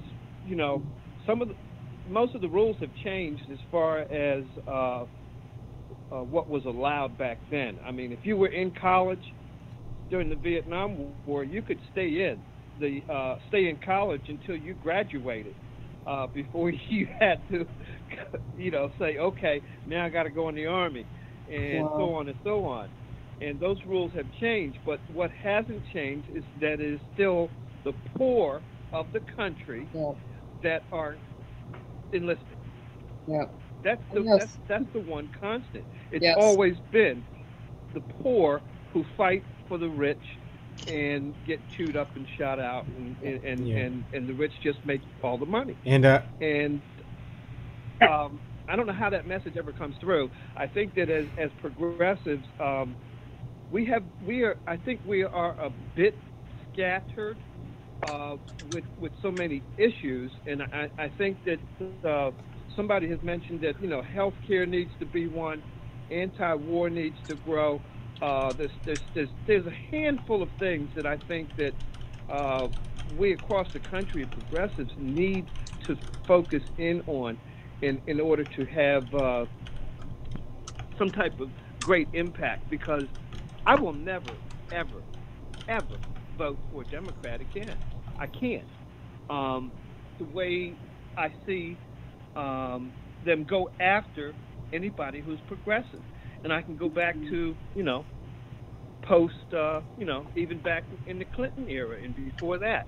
Yeah. Look how Ronald Reagan was able to take over just because the Roosters came back to the hen house when the Ayatollah Khomeini and the students took the hostages in Iran.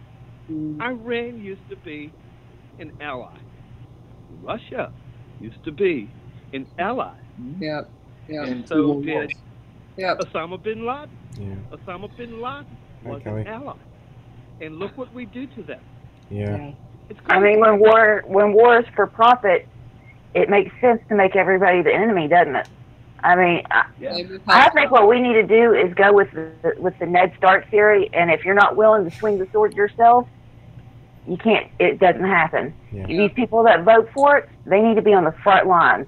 We need to put them out there. Well, not innocent poor people. And if you think about it, if we're sending poor people to war, they are the least educated. We are sending the least educated out there to fight wars. Shouldn't you want the most educated? One day I'll tell you my boot camp story for the Navy, but it's interesting. Another thing. Kelly, could you say something so we could test out your mic? I did. Is it not working? Oh, that's good. Oh, good. Okay. I wanted to say to Uncle Ron, if you haven't read Thomas Frank's book, Listen Liberal, have you read that?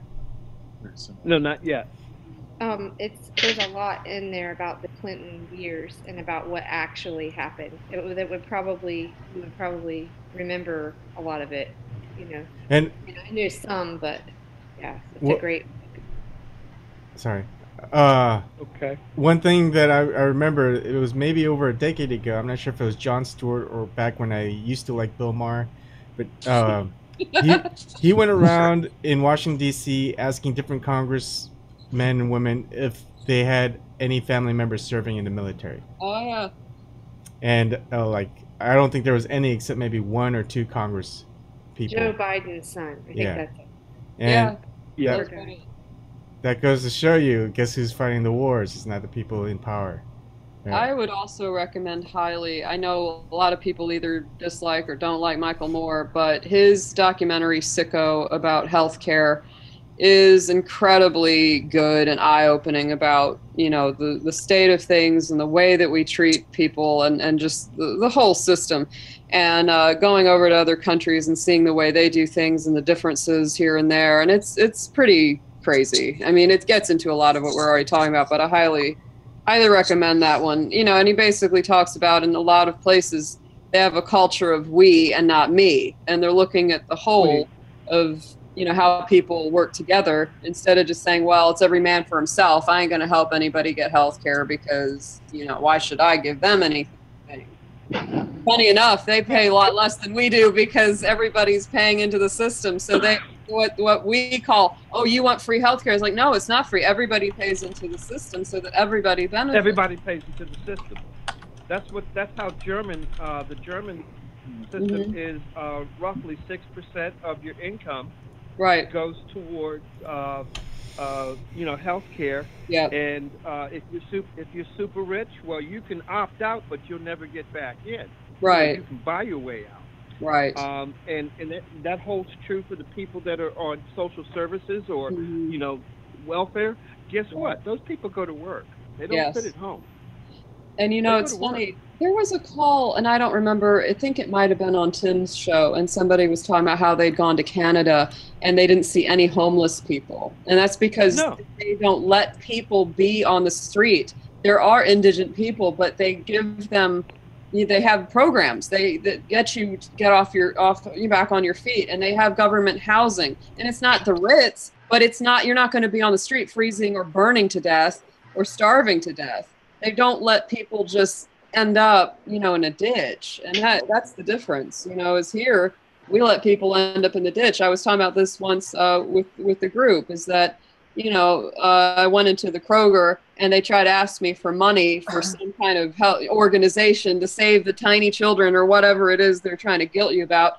And I said, well, isn't that funny? I can go in here and I can get panhandled professionally, you know, through the store. Right. But if I go outside and give money to the guy panhandling in the parking lot, he could get in trouble. Yeah, The you police get a will come and run him off, right? It's totally backwards. Yeah. What would Jesus do, right? I mean, come on. Yeah, Jesus would totally run that homeless guy off.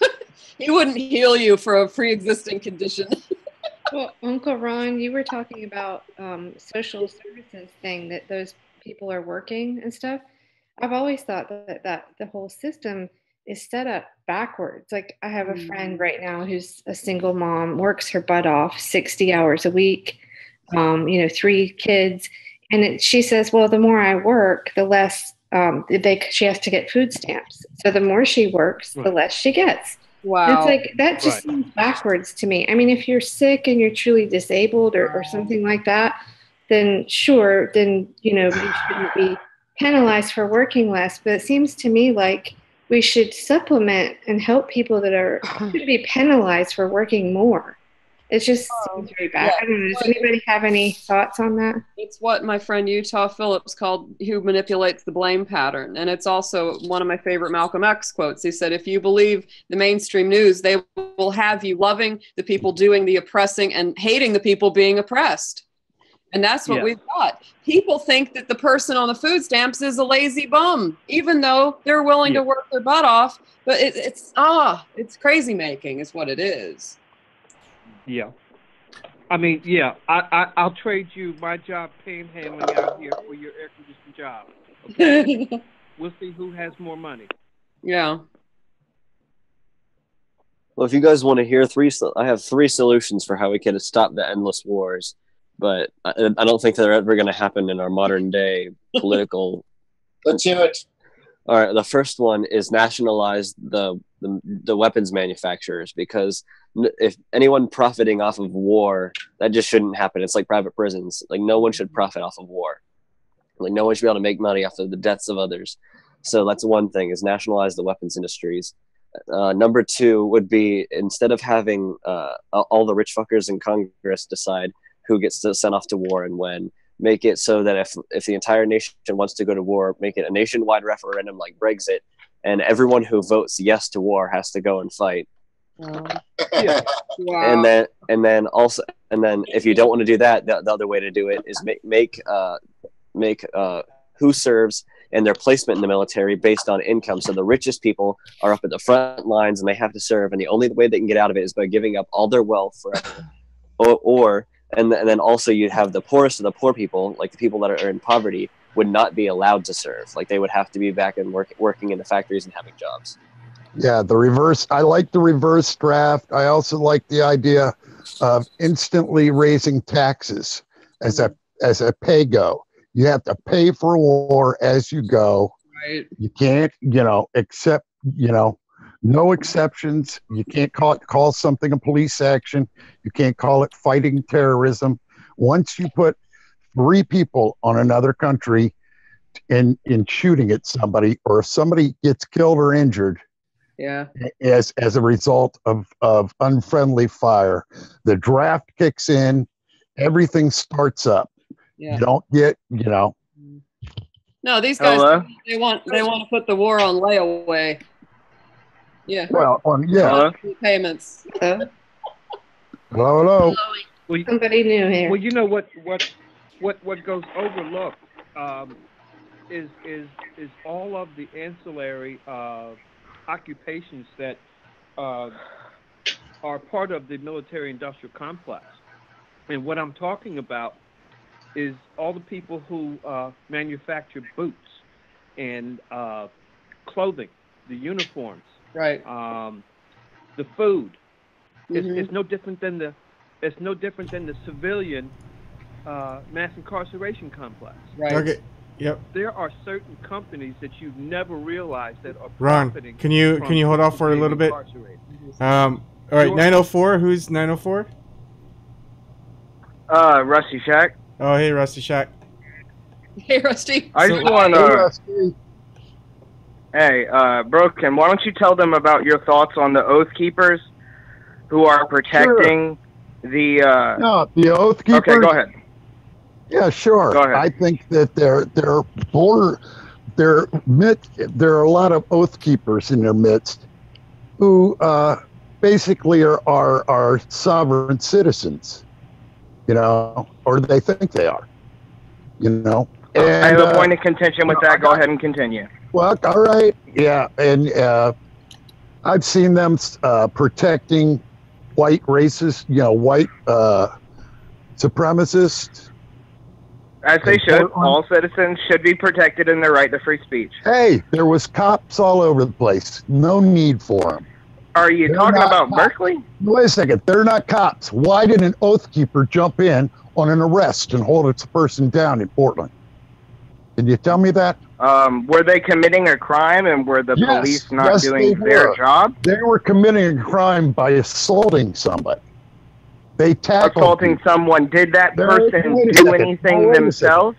Was there a reason that they might have detained or held down that person or not? All right, hey, stop speaking over each other one at a time. Broken Carpenter, you're going to have 30 seconds. It was circled. There were more riot cops there to protect your whiny asses about your free speech. They protected you, okay? And you know what happened? When the crackdown happened?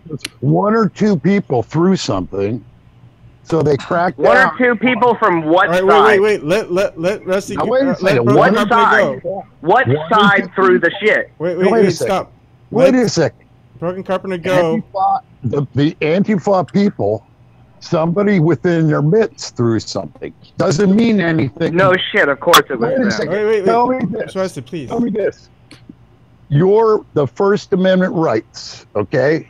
You're the big protectors of the First Amendment. Why were they cheering when the cops, instead of arresting the one person that threw the thing, were they cheering when the cops started blasting away with flashbangs, with rubber bullets, with gas? Can I respond? Yeah, okay. And they were cheering.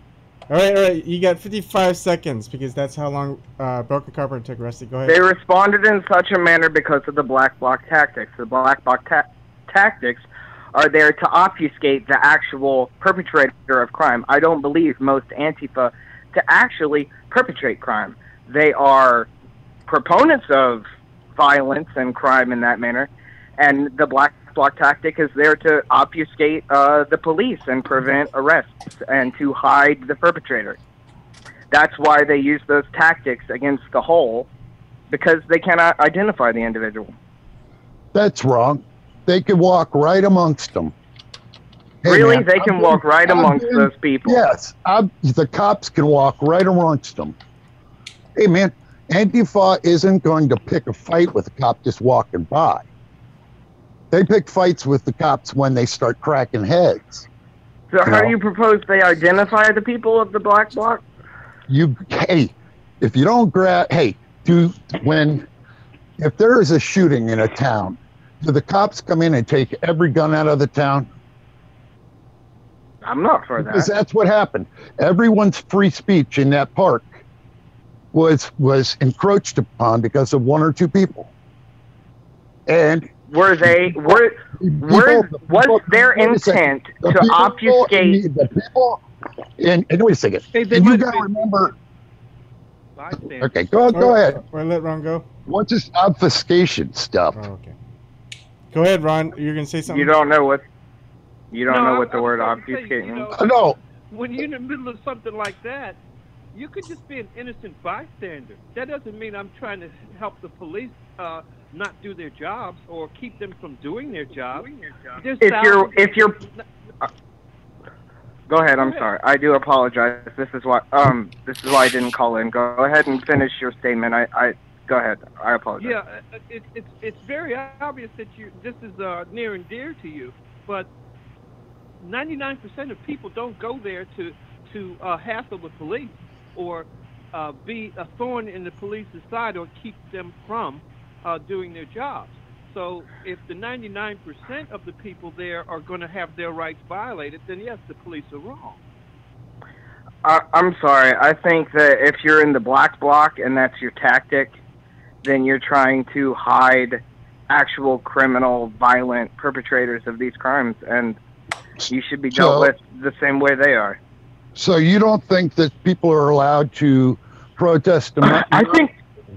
Well, you know, wait a second. Let me speak. You don't think people are allowed to protest anonymously, much like many of the. No, I don't. I don't. Many, I think many of the people in the park with the free speech, you know, white supremacist people, those people, they were wearing masks. White supremacist people? Yes. Oh, God. God. That's what they are. That's what the other side is. No, wait a second. White Not the whole thing, but your speakers were. That's a big step. Here's the thing. Let me have a voice, please. Let me have a voice for a minute. Okay, here's the thing, and I see Rusty Shack's point. The reason why there is a good precedent for not being anonymous in protesting is anyone could co-opt that black box or that group and start something that group didn't want to have started. And therefore, I never agreed with that tactic. I never liked that tactic. Yeah, I'm not. And that's why. I was at the WTO in Seattle. I watched undercover cops and agent provocateurs get people to do things. So when you're watching firms like Tiger Swan spying on Dapple. You know, when you're looking at a security state that's going nuts, you know, I think that the idea of them planting people in your midst is not that big a jump. I agree. That's why I hate the tactic. I'm just saying, and I'm against vandalism and violence. Hey, Broken, I just don't punch to my left to the Antifa. I don't sit around and say I have to. The biggest thing in my life is not protecting the free speech rights or worrying about the free speech rights to be not protested. No, wait a second. To be not protested or criticized, because that's what they mean by free speech. They want to be able to say really dumb things, and they want people to agree with them. Right. And the world isn't that way. Hey, Broken. So at Evergreen College, Tyreek and his gang of transsexual people are going around campus with baseball bats, threatening people who don't agree with their narrative. Do you support that too? I hear that you don't support violence, and that's great. That's Antifa's tactic. Yeah. Antifa's tactic is violence. All right. How do you support Antifa without supporting violence? Broken Carpenter, Rusty, Ariel wants to jump in a little bit. I just wanted to say that COINTELPRO has been turned over to corporate profits now, and it's part of a money-making scheme. And Snork, your point about the power being in the data, they have all the data on all of us, and they use it now. The corporations use it in the way COINTELPRO was executed by, I believe it was the FBI and perhaps other institutions. It has been made into a profit-making business. Yeah. The agent provocateurs and all of that is absolutely real. So a lot of the stuff that you see, you know, people doing violent things and whatnot, you've got to really take that with a grain of salt. Yeah, that's all. Well, I found watching these events in both Washington and Oregon, they seem to be basically peaceful. There weren't outright brawls like there were in Berkeley, and the only difference I can tell, both all three states being liberal, California, Oregon, and Washington, obviously liberal. The only difference I can tell between Berkeley and the other two locations is that you have a mayor in Berkeley who supports Antifa, and it really seems like he told the police to not do their job. if you look into it. If you think their job is to throw flashbangs into a crowd of people, if you think their job is to shoot them with beanbag shotguns while they throw bombs. Right, to gas a crowd of people, to shoot them with rubber bullets, to shoot them with beanbag rounds, to shoot them with pepper pellet rounds.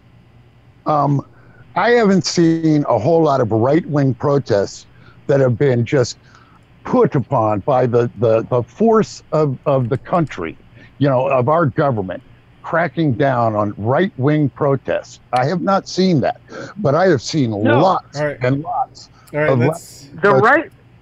Can I jump in for a second?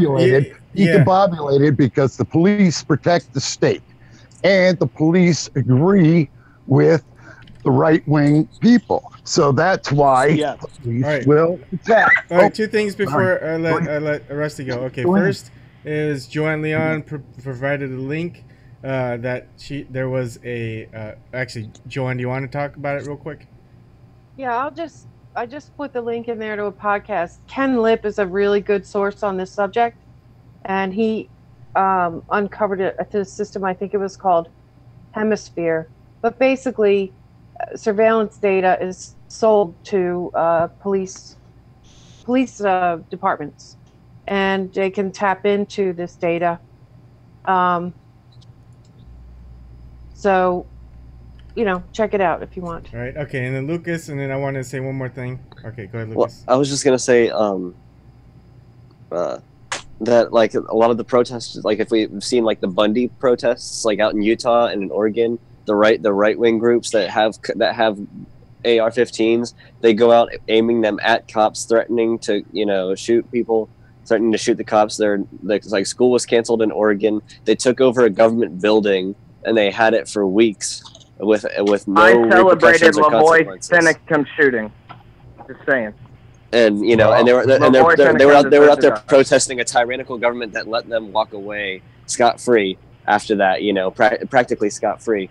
And it's just whenever there's people out there to the left, every single time there's always some provocateur that's been paid to go out there, and there's countless stories. I mean, it's a huge industry of people that go out and stir up protests, and same with the people who go out and do fake protests to make to discredit one side, make them look stupid.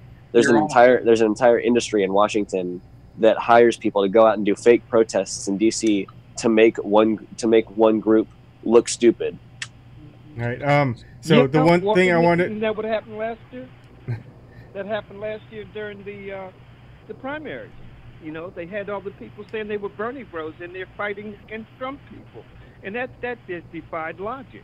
That defied logic from a baby's point of view, and yet everybody bought it. That upset me as a Bernie supporter myself. Yeah. So Rusty, can you the things that they tried to? So what I wanted to do was have you introduce yourself, since you're the first on After Hours. What would that entail? Just whatever you want to share with us that tells you a little about yourself. What's going on, man? You're American, right? Sure, bro. Talk to us. Yes, I'm American. My major points of contention with y'all are that GMOs are entirely bad, vaccines are bad, that institutional racism exists, that the wage gap exists. What else? That violence is an appropriate reaction to political decisions in America.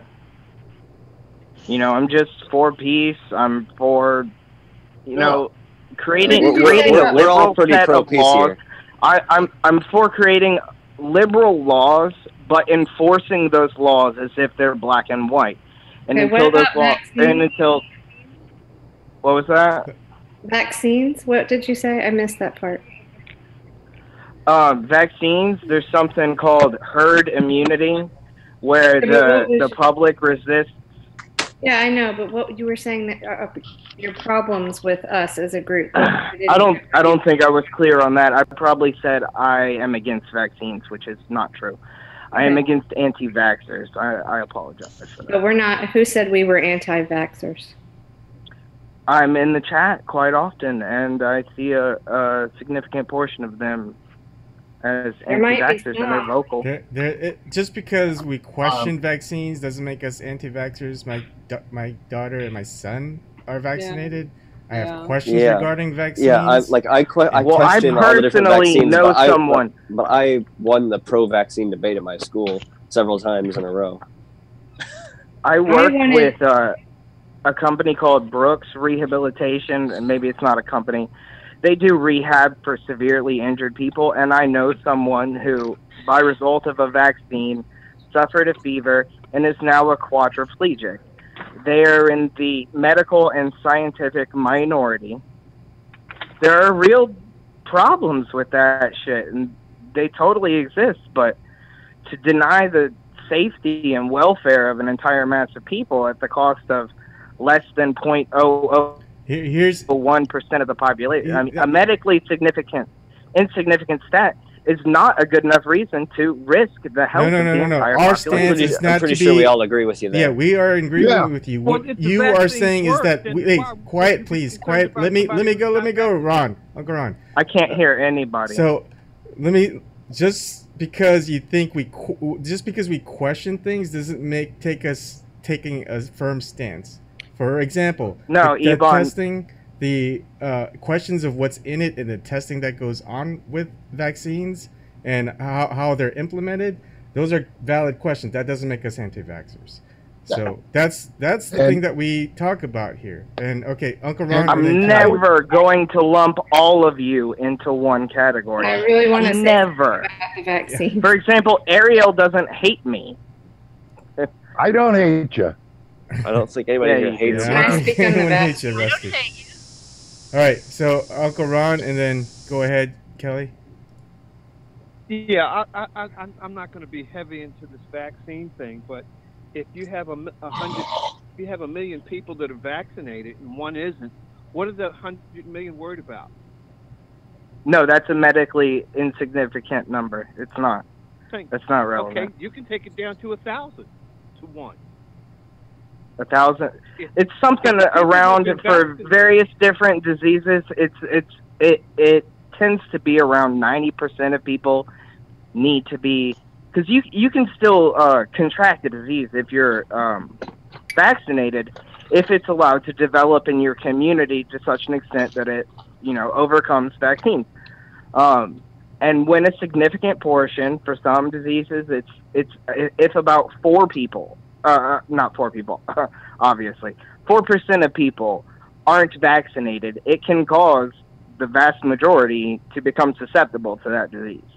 That's why we have vaccine-resistant tuberculosis making a comeback now, is because we didn't get enough people vaccinated. So okay, Kelly, go ahead, and then Broken Carpenter, then Snork. Okay, so Rusty, can I ask you a question? Do you believe that Jill Stein is anti-vax? Jill Stein, anti-vax? I don't think so. I looked into her statements on it. And no, I didn't walk away with that conclusion. Okay, so I think by no means was I a supporter of hers, but I think when certain publications and websites made that a story, I think they were not honest. Yes, they were right. So here's the thing about that. So I think, we're all pretty open-minded and independent-minded. So I would just suggest that maybe you don't lump us all as one way extra, because it's not. Oh, and I apologize. Hang on. I really appreciate your point of view. I think it's great to have different points of view in here. But I think we can't, the vaccine issue, like so many others, it's not black and white. And I had to argue with so many people on this issue that believe that, and I understand you don't, about Jill Stein. But just because you question the fact that you don't believe that the pharmaceutical companies should be on the board making the decisions of which vaccines are medically necessary does not make you anti-vax. I am not anti-vax, but I have dealt with some pushback from doctors because, for example, I did not give either of my daughters the Hep B vaccine at birth. It's not necessary. We did a little bit delayed. But a little bit of Again, a delay. So doing a slight, questioning. I'm not going to do Gardasil for my 12-year-old. She's not getting HPV right now. And there are some real risks that came out about that vaccine. So just because you question certain ones, or you don't believe that the pharmaceutical company should be making the rules, doesn't make you anti-vax. And I think it's one of those issues that people really cannot seem to look at the gray area. It's like, you're this or you're that. And they just shut down and they don't listen. So that's all I wanted to say about that. All right. Can I The respond? pharmaceutical industry is a profit maker, so of course they're going to push everything. Right. I think what you said is really spot on, Kelly, and I think a lot of people have different reasons for the way they feel different things. I'm not James, anti-vaccination could you by any means. Thank you. My Dr. Denmark that I've mentioned many times, the doctor I had as a kid who lived to be 114, she helped develop the polio vaccine when she was a young woman. And so no, I think it's important. But yeah, like Uncle Ron was about to get into, is that a lot of these, especially these new ones, they are a money-making project for sure, in part. Broken Carpenter, then Snark. So like, one thing about it is, I think that there's probably genetic testing that if there is some correlation between the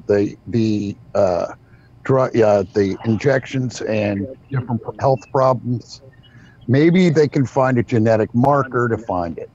But like my doctor started me on statins, for cholesterol.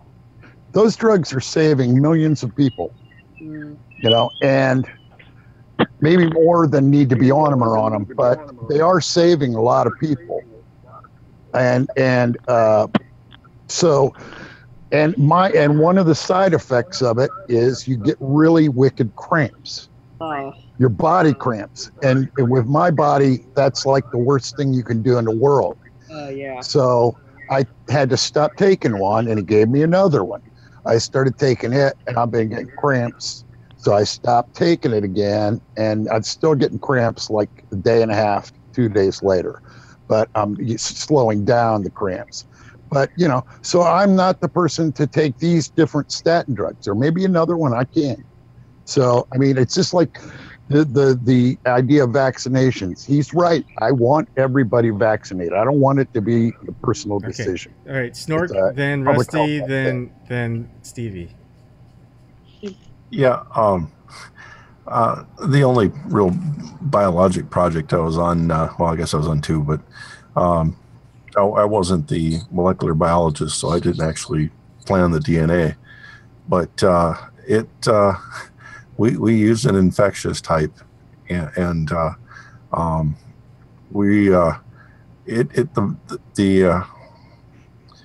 ability of it to hit somebody that's vaccinated or not really isn't always predictable. So I was trying to think who said what about you time it by the quantities. It's really has to be played very carefully. All right, Rusty, and then Stevie. I'm on the phone and I'm not watching the chat, so I'm not sure exactly who addressed those last comments. The ones that were addressed to me, I think the HPV for your young teenager, preteen, whatever, and the vaccinations for the babies are not necessarily necessary at those times. I think, for example, the polio vaccine is probably necessary just to keep that from ever having the potential to come back. Yes. I got mixed up in a lot of the other things other people said. I think there are a lot of nuanced positions of these, and I didn't mean to lump any of you into any one category, because, I mean, Broken Carpenter knows I hate a lot of different groups of people. But when I go into any individual conversation with any person, they are just a new person in my life, and I don't have preconceived judgments about those people. I judge them based on how they act with me. That's and okay. that's You're why I passionate. think I'm not We're all racist. that way. Yeah. I like this conversation. Joanne mentioned it in chat, but okay, go ahead, Stevie, and then James.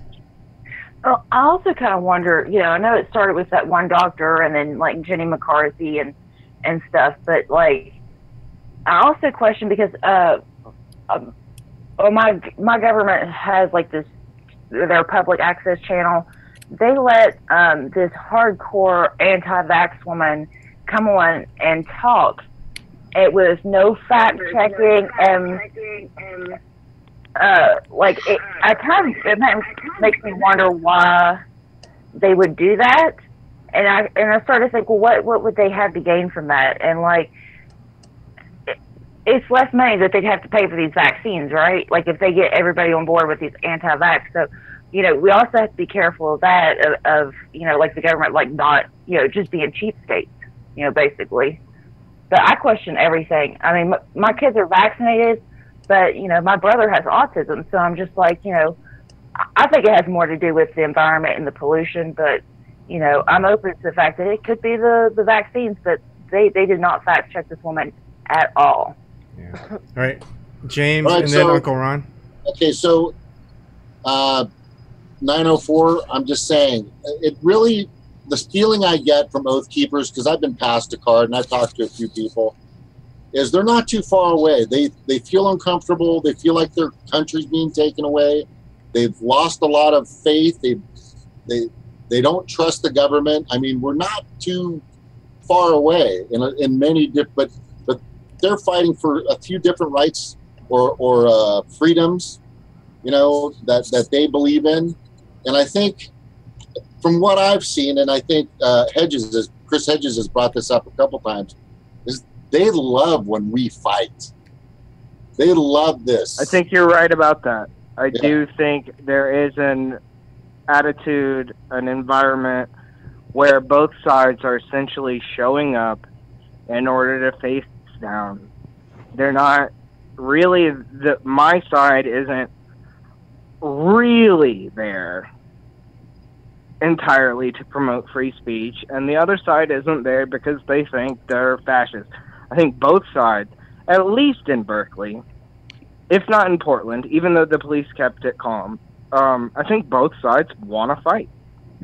I don't want to fight. Police didn't keep it calm. They just they allowed that they protected one side. They didn't keep it calm necessarily. But yeah, I get what you're coming from, man. I get where you come from. And actually, it's like I say, I'm not for black tactics, but I'm not against Antifa. You know what I mean? I'm not against. I don't see how those two things are separate. They're totally separate. That is their tactic. Black bloc is. That is what they're known for. No, wait, black bloc is a tactic. Lots of protests have had black bloc tactics without Antifa being there. Yeah. These people were usually. Can you cite one? Sure. Occupy. There was lots of black bloc people at Occupy in Portland, and. They do that for an anonymity. I know people that were paramedics that worked for the city that were used black bloc tactics to protect their identity so that they could run around and be paramedics for the protesters. So because they would be punished legally. They would be punished legally for helping people. That's why they need to obfuscate their identity. No, they'd be punished by their employers. Sense. Employers discriminate if you go out protesting all the time. It happens all the time. If I went out, you're not protesting if you're there to help the injured. No, but you're not protesting. You're a medic. If you're a medic who chooses sides and the side that you choose to help is terrorists, then yeah, maybe they'll make some decisions. But if you're just there to help are you saying people, that Occupy Wall Street was terrorism? I don't think Occupy Wall Street threw bombs. I don't think they threw bricks and bottles. No. I don't think they were terrorists. And we're saying the paramedics joined the protests and they would help people whenever they got their heads kicked in by the police while they were protesting peacefully. But they could lose their. But why did they need to hide their identity? Because employers discriminate. Like employers might not like the side of the protesters. Like what if their employer watches Fox News? They're not protesters. They're physicians and EMTs and things like that. They're not protesters. The thing is, you can't look. The thing is, you can't tell your employer that. They see you, and then they ask you, and then they have to make a decision whether they trust you or not. And someone's making some staticky noise. Anyways, in a really different environment where people know that they could be photographed anywhere, anytime, and so people are. They should be. About that, and okay, wait. Uncle Ron had his hand raised like 5 minutes ago. We didn't get to him. Yeah. Well, I'm just taken aback by this young man on the phone because he says there's so many groups of people that he hates, and that's. I mean, I have endured some things back in the '60s, in the middle of the Ozarks, and some things, and it's like I never hated white people, just the ones who fucked with me that day, and you know what I mean. And the same thing when you come back to Baltimore and you have to live in the hood right after the riots in '68. But there's never been a group or groups of people that I've ever hated. So I'm just wondering where this comes from this young man. But, can I respond? Mm-hmm. Yeah. My dislike, my hate of people wouldn't extend into any one-on-one conversation with an individual. My hate of groups comes from things like Pew polling, where it says things like 78% of Muslims want to destroy or want to implement Sharia law. I think they want my way of life to be destroyed, and for that, I dislike them. I think Black Lives Matter. Do you know where that came from? Where what came from? Do you know, and I'm not trying to say that we are the only bad people, but you do realize the United States has a huge responsibility in Yes, what I do. is happening to us. Going back to, I guess, the Shah of Iran. I do understand that we've played a major role in killing those people's families and destroying their way of life and just ruining things for them in general. I get it. I don't think they're unjustified in their rage, in their hatred of us. I think it's pretty well deserved. But I didn't make those decisions. Those 22 girls in Manchester didn't make those decisions, and yet they attacked them. My problem is in bringing them into my country, who is responsible for that terror, for that destruction that we placed upon them. I don't want them here because they're righteously mad at us. Okay. There's no reason to hate that. I understand what you're saying, and I think that is the hypocrisy of the American government, because we can cause the problem, but we don't want to make sure that we don't have to deal with it on our shores.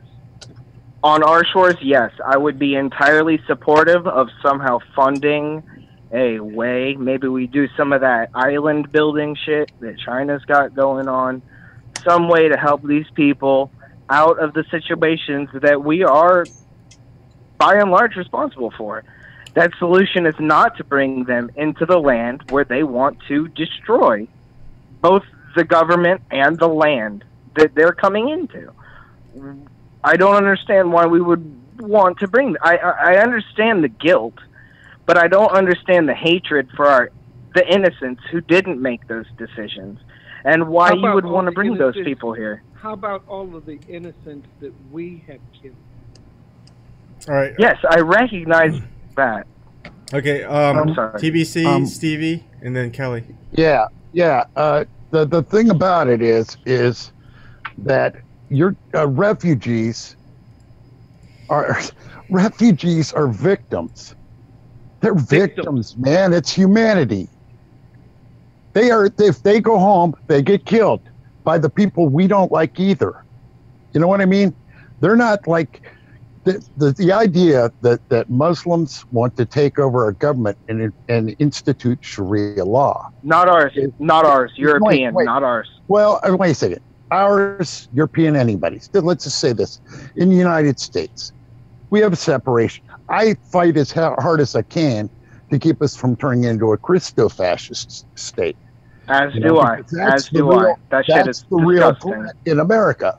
The real threat is the idea that there's like 57 super churches around the Air Force Academy, and that for a long time everybody was forced to go to services at these wacko dominionist type preachers. You know, they had to go to services. That's a big or issue. They had to do like shit duty.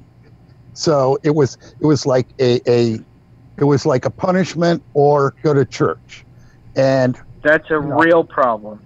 Yeah. right. So I mean, that's the thing I worry about. All right, Stevie. Muslims ain't get away with it. Because you worry about what? Wait a second. Muslims ain't going to get away with it because you're here, Rusty. All right, Stevie, go ahead. Like, okay, I've got a bit of a controversial, I guess, opinion. I kind of see where they're coming from, because I know what it's like to have government come in, and because you have a resource for the government to come in and allow your people to be murdered and allow the devastation and just the poverty and the fact that people here rely very heavily on religion to get them through those hard times, and where people can be radicalized through that. With these. So I understand totally where that's coming from, but at the same time, I reserve that for the people that did that to my community. I would never ever go and murder or kill anybody, because I know that that's going to cause. But then again, you know, I come from a place where I can go to the internet and research this. You know, like, I think that we have to take responsibility. We have to take care of the people that we've done this to, but we have to also be careful, like with vetting and letting people come in, because you know, we don't want. We have to be safe, you know, but we also have to take care of these people. So it's I don't know what to do. You know, it's like one of those. What do you do? So Kelly, Ariel, and then I have something to say. Go ahead, Kelly. I actually, Rusty, if you don't mind, sharing a little bit, like what your are you a Republican? Do you consider yourself libertarian? And what is kind of like your background? I'm just curious. It helps.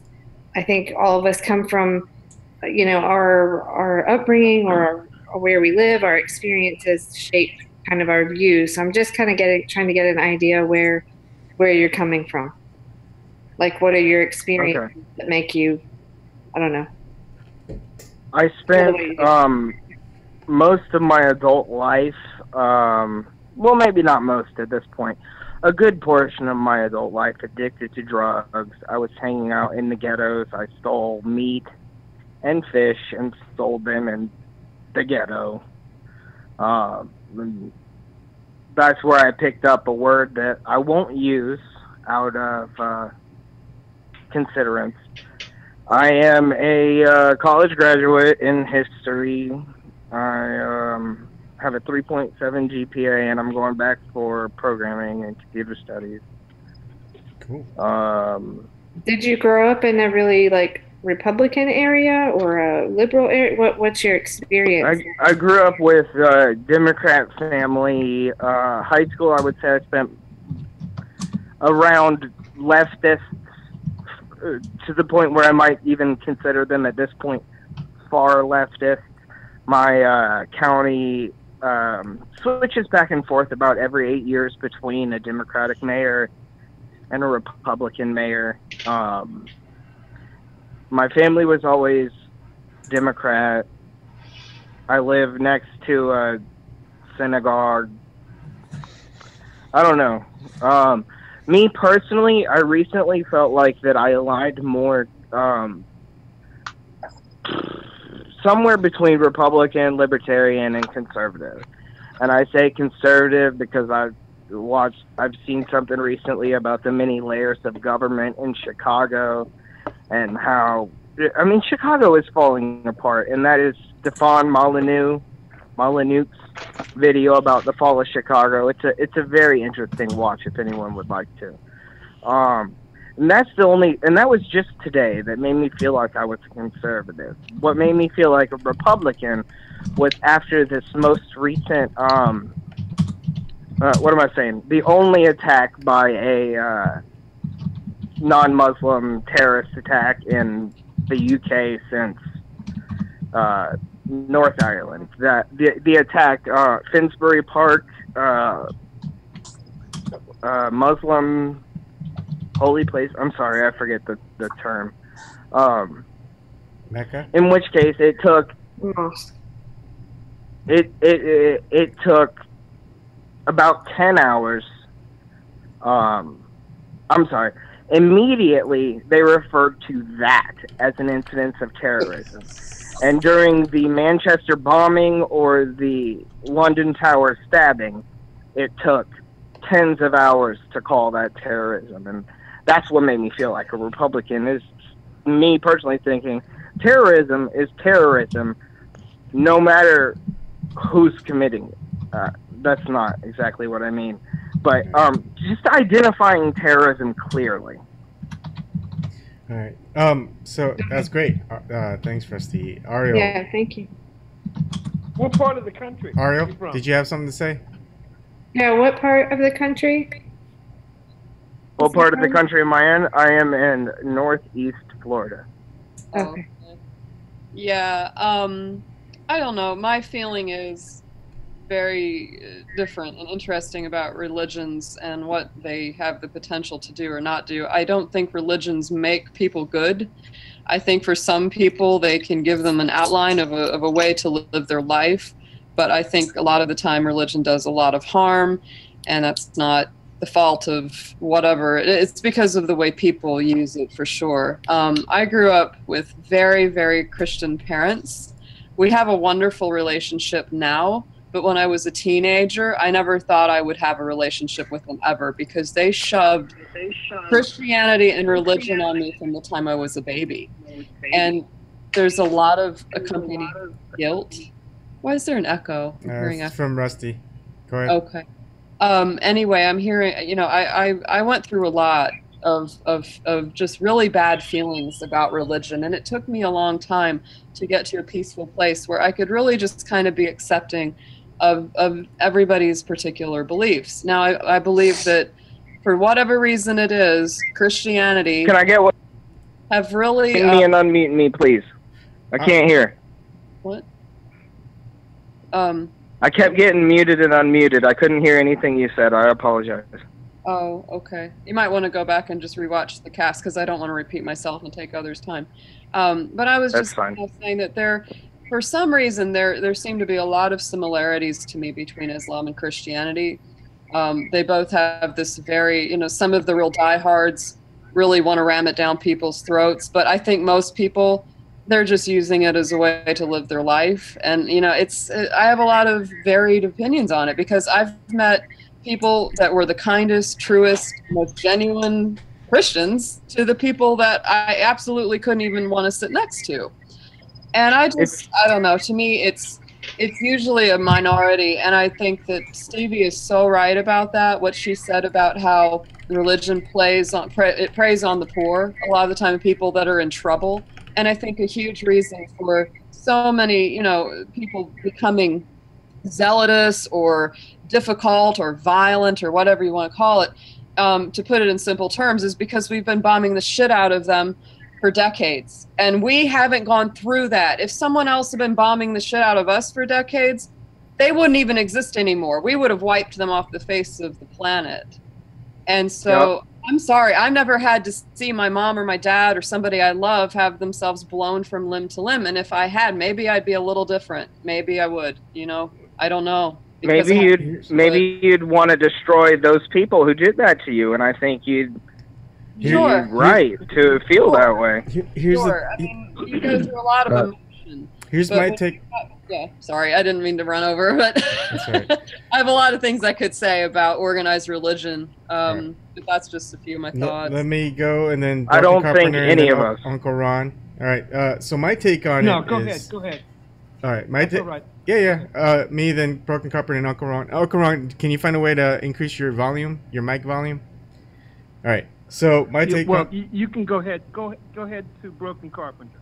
no, I wanted to say something. So here's the thing about getting refugees in. Now there is a chance that someone who really wanted to hurt the U.S. and anyone in the U.S. and not target anyone but civilians, they can get in by faking in as a refugee. But now here's also this: if you get a whole bunch of refugees coming from a particular area where they're trying to get out, they're not gonna fight whatever's there that they're running away from.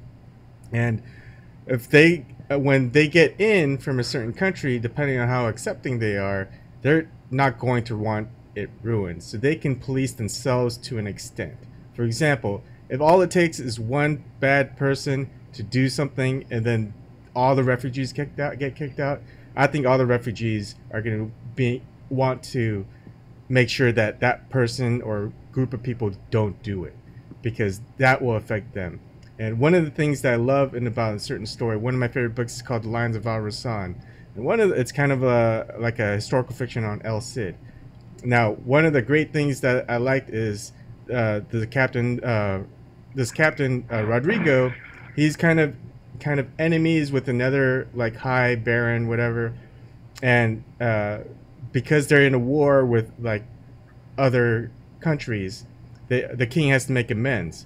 So he ended up killing a couple of this captain's villagers, whatever, and really hates him. But he said, all right, so if while this captain goes off to fight these wars, if this guy, he's in charge of protecting this captain's family, and if anything happens to his captain's family, him and his whole family lineage, whatever, all his riches, all his estates will be gone and be in Captain Rodrigo's power. So there's a thing for hate and animosity towards, but there's also powers not in your control that don't want you to do it, and you end up making a choice. And I think it makes it harder in that aspect to just go ahead and do a whole bunch of rampage and just make the whole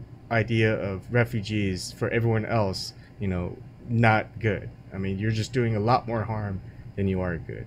Anyways, that's all I wanted to say. What was the name of the novel? I'm sorry. The Lions of Al Rasan. The Lines of El Rasan? The Lions of Al Rasan. I'll type it in. Go ahead, Broken Carpenter. All right. So one of the things we have, there's a couple things. One is right now, up until just lately within, in the United States, our terrorism has been, since 9/11, has been more right-wing terrorism, or almost equal right-wing terrorism. State-sponsored right-wing terrorism, I'd agree. No, wait. And so that is a serious threat. But the thing about this is the refugees spend like 2 years in a camp before they even get a chance, and it's a long process. If a guy wanted to come in to do a terrorist act, they get on a plane with a fake ID and they fly here, or they sneak into Turkey and go back home through a European country and do it that way. There's too many easier routes to get serious terrorists into the country than to get them in through that program, which you're going to spend time in a camp to find out if you get a chance. Okay, then you have to wait. So there's always the chance that whoever you send in as a terrorist infiltrator is going to be picked up. There's a better chance they're going to be picked up in that system than they are in our illustrious airport security. So I mean, that's my thinking. That's my thinking. They can come to Canada and cross the border, Mexico, whatever. But there's ways into this country that are much easier than a refugee program. And like I say, these people are fleeing. They're not, they're fleeing the same people we're talking about. They're not looking to sort of come here and be all antagonistic, man. So I just think it's a way of thinking about them that you have to think of the humanity of it. Think back to 39 or 40 when we sent a boatload of Jewish people back to Germany. All right. So Jews, no less. We sent Jews back, didn't we? Yes, that's my point. Is if we sent Jews back and it was a hold wrong on. There's a decision. lot of feedback. I think that's from you, Rusty. All right. Is it for me? Yeah. Yeah. Do you have YouTube in the background? No, I'm in my garage. I was smoking a cigarette. I have nothing. Okay, it's gone now. Anyways. Oh, no, it's back. Well, I'm going to mute you while I'm saying something. Hold on. Okay, so another thing that I want to point out, and then Uncle Ron, you can go and say something. And it's... shoot, what was I going to talk about? I'm the Joey. What's going on here? Never mind. Okay, someone else go. And let's All right, test. I gotta say something because I splurted out for about 15 seconds. So 904 comes in. He's a definite advocate for owning a gun and being. I don't own a weapon. Okay, hold on, but you like that, right? Though, right? You're okay with it. Yes. Yes. Okay, well, I am too. I am too, but I don't want some crate. You're still getting the. Oh, it's 518. Who's 518? Hi, this is Amy. I called into the Tim Black show today. Hi. And Hi, Amy. I think Welcome. I was directed here. Okay, awesome. Hi. Well, So there's. go ahead. Tell us about yourself and what you were wanting to talk about. Okay. Oh, Always about happens. myself. I don't know what to say about myself. Whatever you I want. called into the Tim Black show today. You don't have I to. was actually curious. It's like I've been listening to you guys for an hour, maybe an hour and a half, and a lot of people. It's like there's a lot of diverse opinions here, and here's all these faces, and who are these guys? And I don't know them, so I was kind of curious what your favorite issues were that you think are most important today, or your questions. Yeah, we list them a lot. Like for me, it's corruption. Yeah, I think that's something that we're all talking about. Is about the government corruption and the Economic or racial justice. Yeah, we're doing that now. I was just talking about guns and the right to have guns, but I had a problem with giving a gun to somebody who has mental illnesses or that really probably shouldn't have a gun at all. And then there's just so many things out there that I think are, like I was saying, that we're kind of close on. And as far as the Oath Keepers, they believe they're doing the right thing, but I do sense a lot of hate. A lot of like violence is the way to fix it. Is that part of the Oath Keepers' oath? If need be, it's to support and defend the Constitution of the United States, not necessarily the President of the United States like the United States military does. So if you go on their Oath Keeper site, you can read up a lot about it. I'm asking. Yeah, and I just told you. So it's a lot about defending the Constitution of the United States. Right. Well, that's actually, that's my biggest issue, but it's like a huge issue because there's a lot in it, and there's a lot that's been taken away. Yeah. I actually think in the past, although the past week, the Philando Castile murder hurt me more than anything else. From the videos, there's actually videos, and the child, and I have no children. And it was just one of the most painful things that I ever had to watch. But the Constitution is another one. And I don't think we have Fourth Amendment rights anymore. Hillary, I think growing up, I'm the same age, say, as Chelsea Clinton. And I grew up in the town her parents live in now, the county, but not the town. So that's very different, and they're a lot different.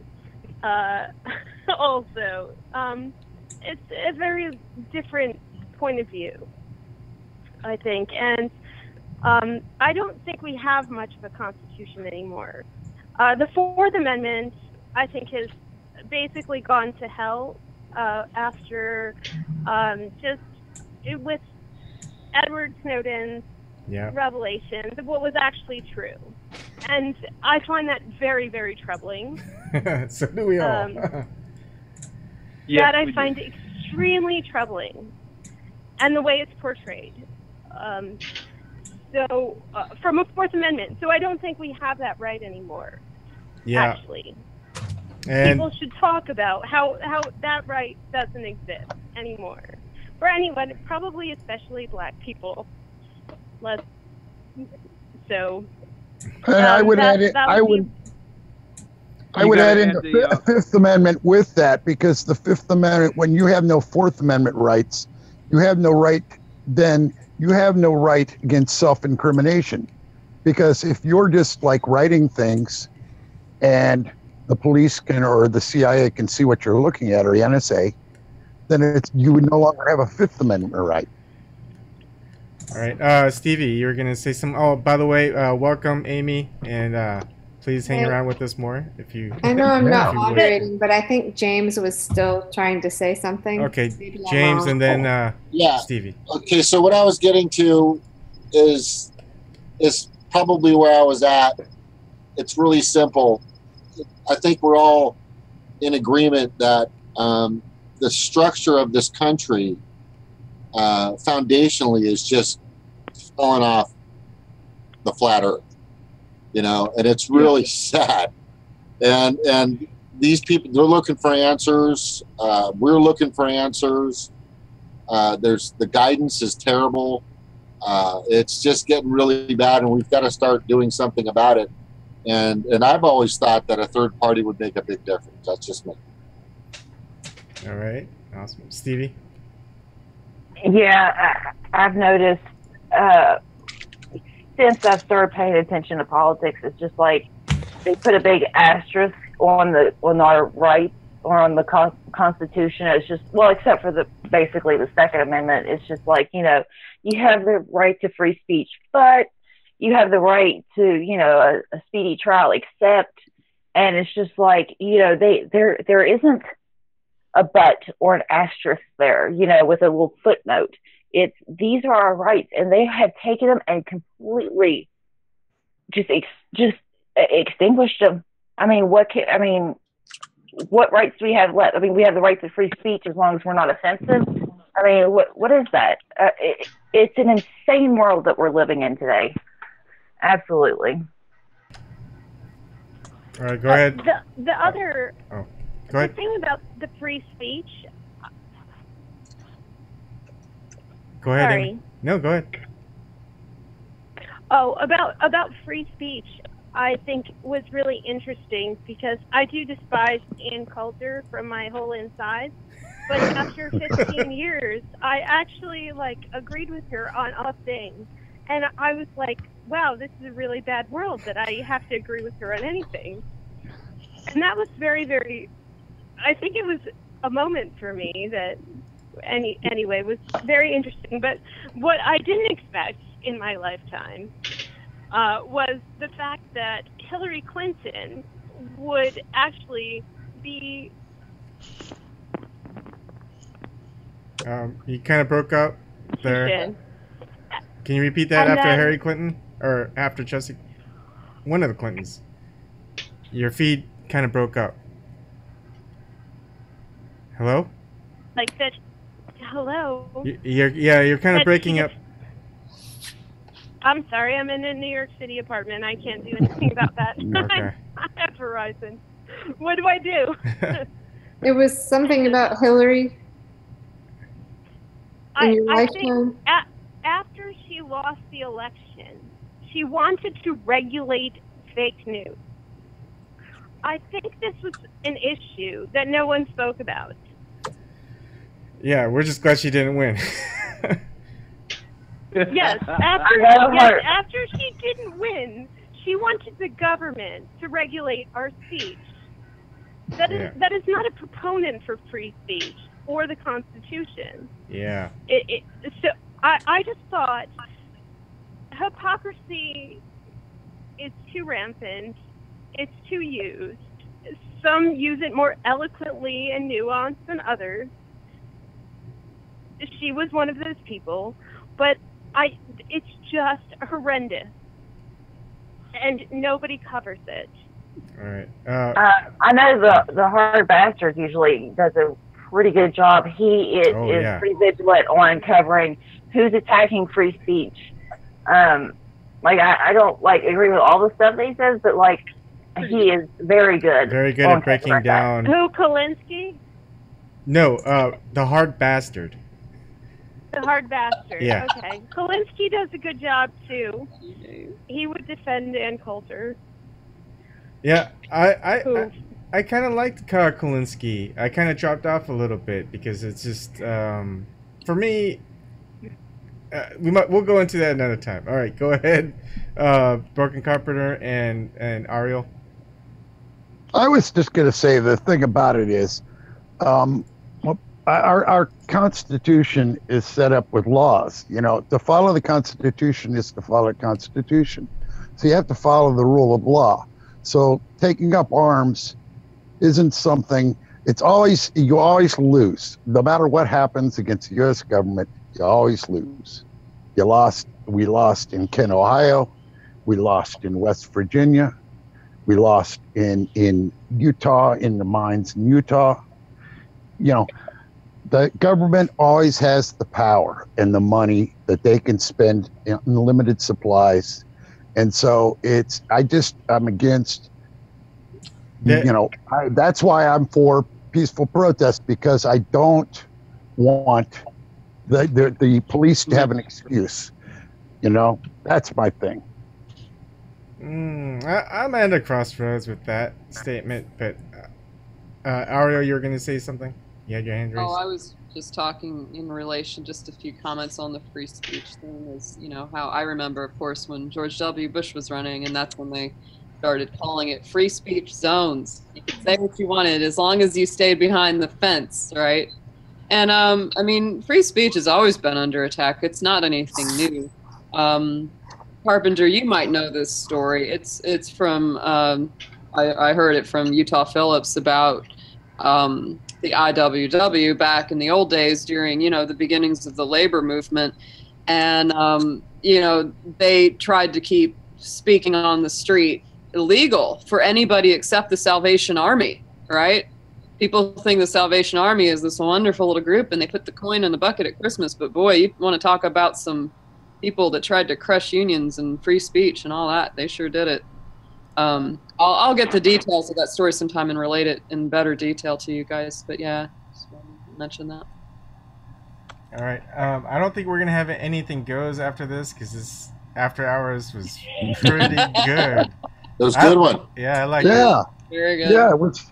So I was spirited. sorry. I'm glad Rusty came in, because I'm not that far away from Rusty. It's just, I don't hate people because I can't. Right. I grew up around hate. I grew up around hate, and it wasn't me. It wasn't natural, and I learned that. And so, Yep. I that's other than that, man,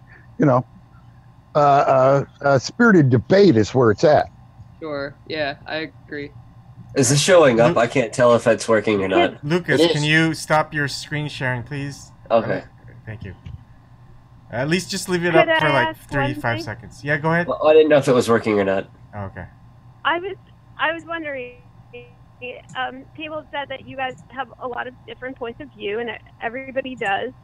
So, I do believe in the Second Amendment, but I don't believe that people should be able to possess sort of amounts of Weapons of war. rounds. I'm not really good at guns. I live in New York City, but I don't believe that they should be able to possess or have guns that allow amounts of rounds that kill entire buildings. of people. But also, I've heard arguments all the time: Second Amendment, Second Amendment, Second Amendment. But the problem is, our First Amendment actually does limit speech. You can say very, very hateful things. But pornography, we see it when you know, if we see it, then that's pornography, and that's not free speech. And if you yell fire in a public theater, that's not free speech. There are many things that are not free speech. There are a lot of extra provisions. So you have to, if you're going to limit free speech, why can you not limit guns or anything else? And to what degree? I mean, you have to, like, I don't you can't. Later, Uncle Ron. Thank you for showing up. Sorry, go ahead. Anyway, it was a question, and I had, thank you. Can you ask that question again? You kind of broke up. Still Between can't the hear. first and me? Okay, go. Yeah. Go ahead again. Oh, so I just wanted to know the difference between. So there's a Second Amendment, and I don't have a gun. I will probably never have a gun in my whole life. But that's not to say that I don't think other people should. I think they might be limited to less than military grade weapons. The ability to kill a lot of people in a very short period, non-loading period of time. I think that we can do that as a country. There's no excuse for those weapons. No, but but our free speech is also limited. We limit our free speech, and I wonder why. With the Second Amendment, we don't limit the Second Amendment. We do. We live. You can't own mortars. You can't own mortars. You can't own rocket launchers. We should probably limit it further than we have. But like you were saying, weapons that can kill masses of people without even being reloaded are not for home defense. I don't own a weapon. I don't even own a pistol, and I am fairly confident that I could defend my own home. I'd like to have a tank. A tank? Yeah, man. Why shouldn't you have a fucking tank, bro? Second Amendment. A lot of our gun regulations are by state and by nobody's by guns county. is going to do anything against nuclear weapons, but Well, why shouldn't I be able to own a nuke? Eventually, we will. You want to limit my Second Amendment to nukes? You can't even make your own. Here's the thing. I do know about guns. Wait. Let Stevie go because she had her hands up. And then sorry. Yeah, I live in a state that is like we hunt a lot, and like we are very pro-gun, but at the same time, I've seen what guns can do, like, you know, with the Pulse nightclub and all that. And I went from, you know, like hardcore, like everybody should have a gun to everybody shouldn't have a gun. And then I started like really looking into it, and it's just like, I see like, yeah, there are some common sense things that we could do to limit this, like, you know, as far as like mental illness and background checks and what's that one thing where it could only the person that owns the gun can shoot it, where it can recognize like your fingerprint or something. You know, it's just certain things like that we can do to prevent that. But at the same time, like I mean, I've went and shot guns before. It's super fun, but I don't own one. I don't keep one in my house. I've got kids that I don't want them, because I've worked in the hospital and I've seen where people have accidentally shot their own kids, or kids have shot themselves, and it never happens to your kid until it does. And so I understand definitely the need to practice safety and to regulate, definitely. Yeah, we need to definitely curb back on that. But yeah, I guess I'm pro-gun with regulations. Yeah, that was going to be what I was going to bring up, and the Heller decision did leave room for restricting the types of guns and things. My personal opinion is that the first thing is no pistols. There's no reason for a civilian to walk around with a concealed pistol, and if you're caught with one, you go to jail for a long time. And I think there should be a minimum length. They should only be manually operated.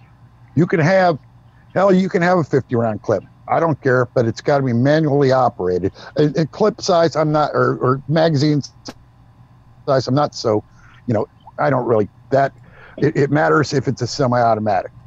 I don't think semi-automatic weapons are needed. They're not needed for hunting or home defense. You have a pump shotgun.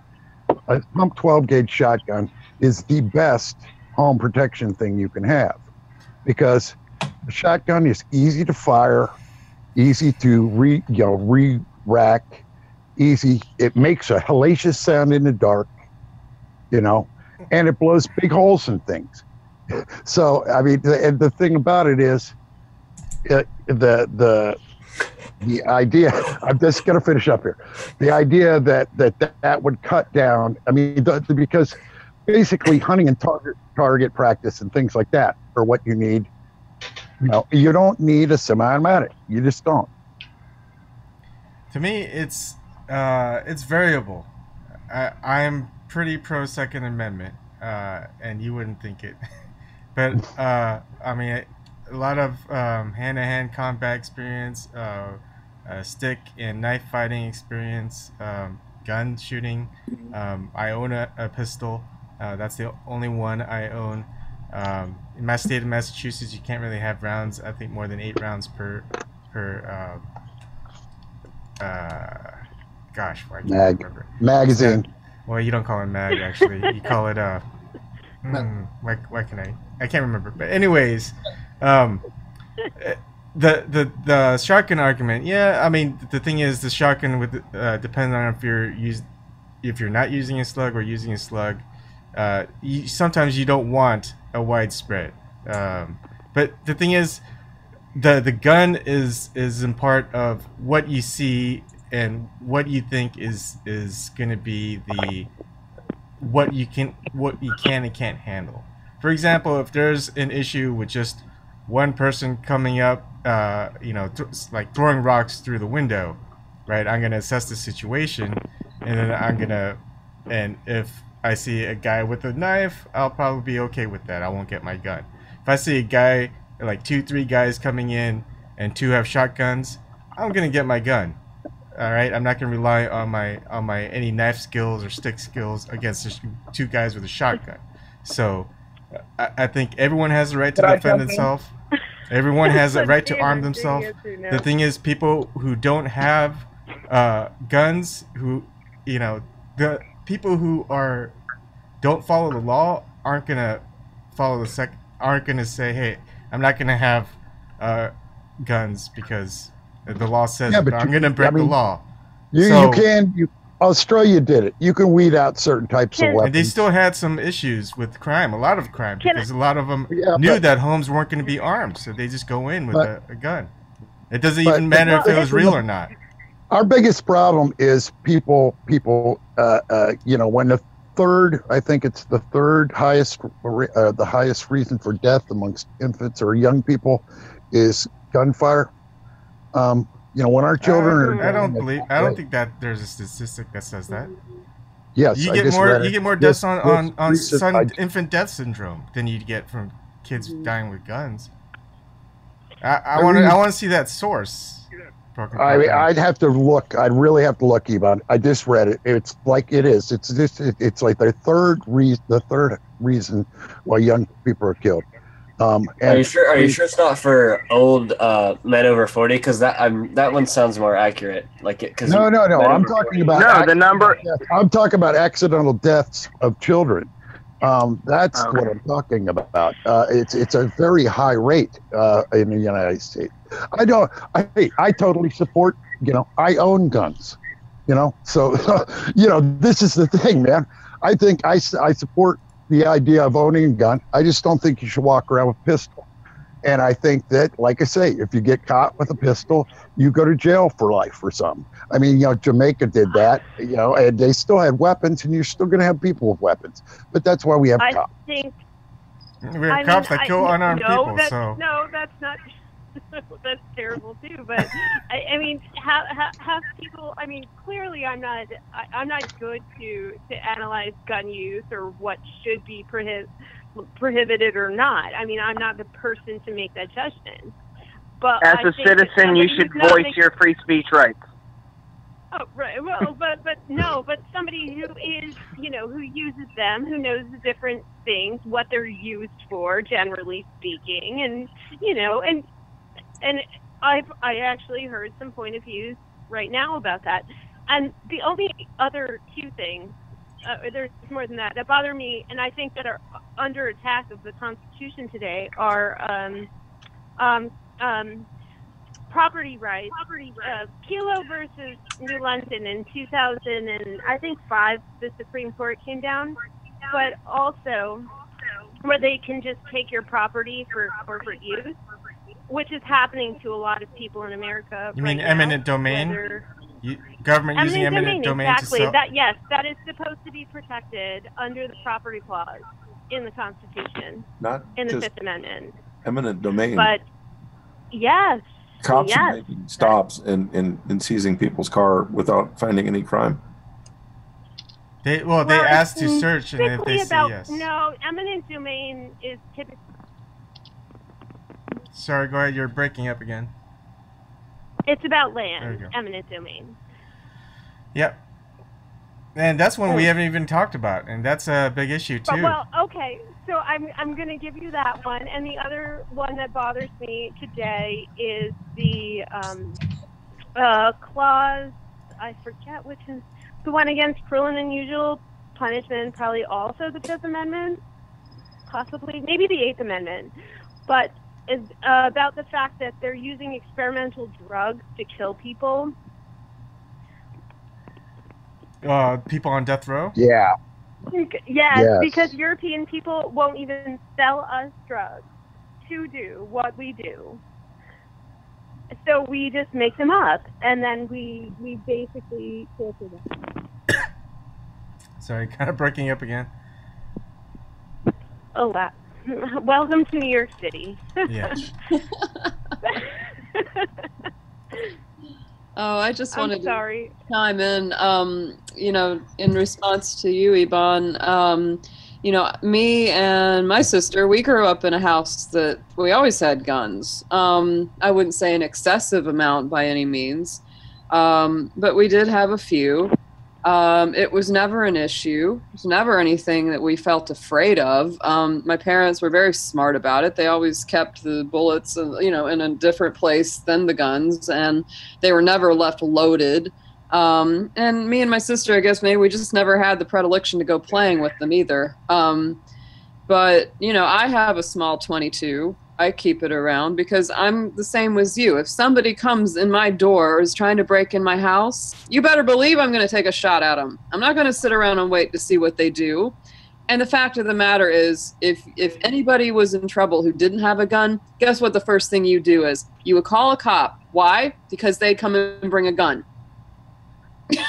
That's why. You don't call them because, oh, gee, I just want you to come watch and see what this bad guy might do to me. So I have a balance about it. Sure. Do you want people loaded with heavy artillery? It's a bit of overkill. I don't need heavy artillery for self-defense. I don't need more than a BB gun to kill the squirrels marauding my garden. But yes, I know how to take care of them. I know how to fire one. And if the worst happened, I know I could protect myself or my parents. And I think I'm just against the idea of concealed weapons. If you want to walk around with a rifle, that's fine too. I mean, I just think that everybody in the world should be able to tell you're walking around with a rifle. Well, there's also so they can choose to be in your vicinity. Well, there's a thing. People with when they have public carry, you also don't want to concern a lot of people that you are carrying a gun. That might get them a little afraid. Yeah. So, what is carrying? What is brandishing? Yeah.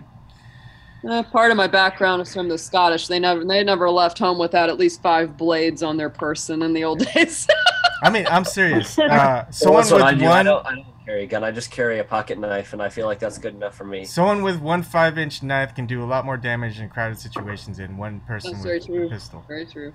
Anyways, But I just worry about the guy that thinks that he's going to save me from the knife or something. You know, I would rather fight the guy with the knife and take my chances than have, you know, Annie Oakley grabbing her gun and in a panic and trying to shoot, like not shoot the guy that's I'll trying to save knife you, me, bro. not me. I'll save you, Ariel, that's my thinking. If I know that guy's over there, Did I'll you duck, think I was Annie you know? Oakley? What's that?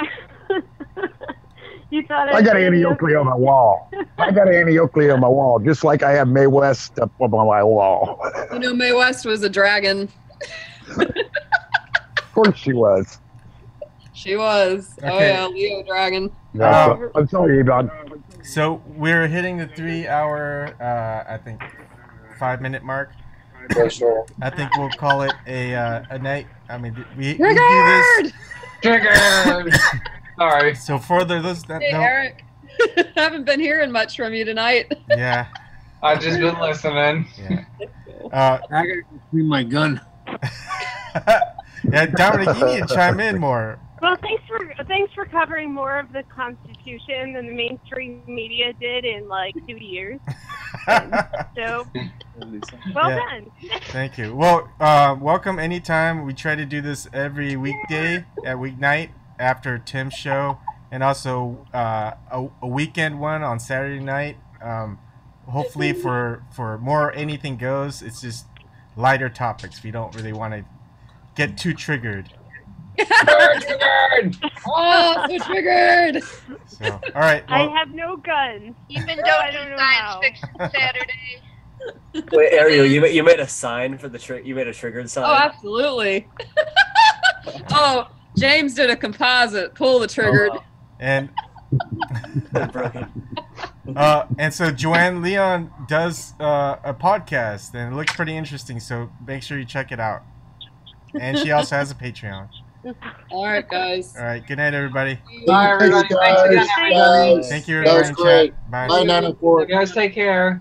See ya.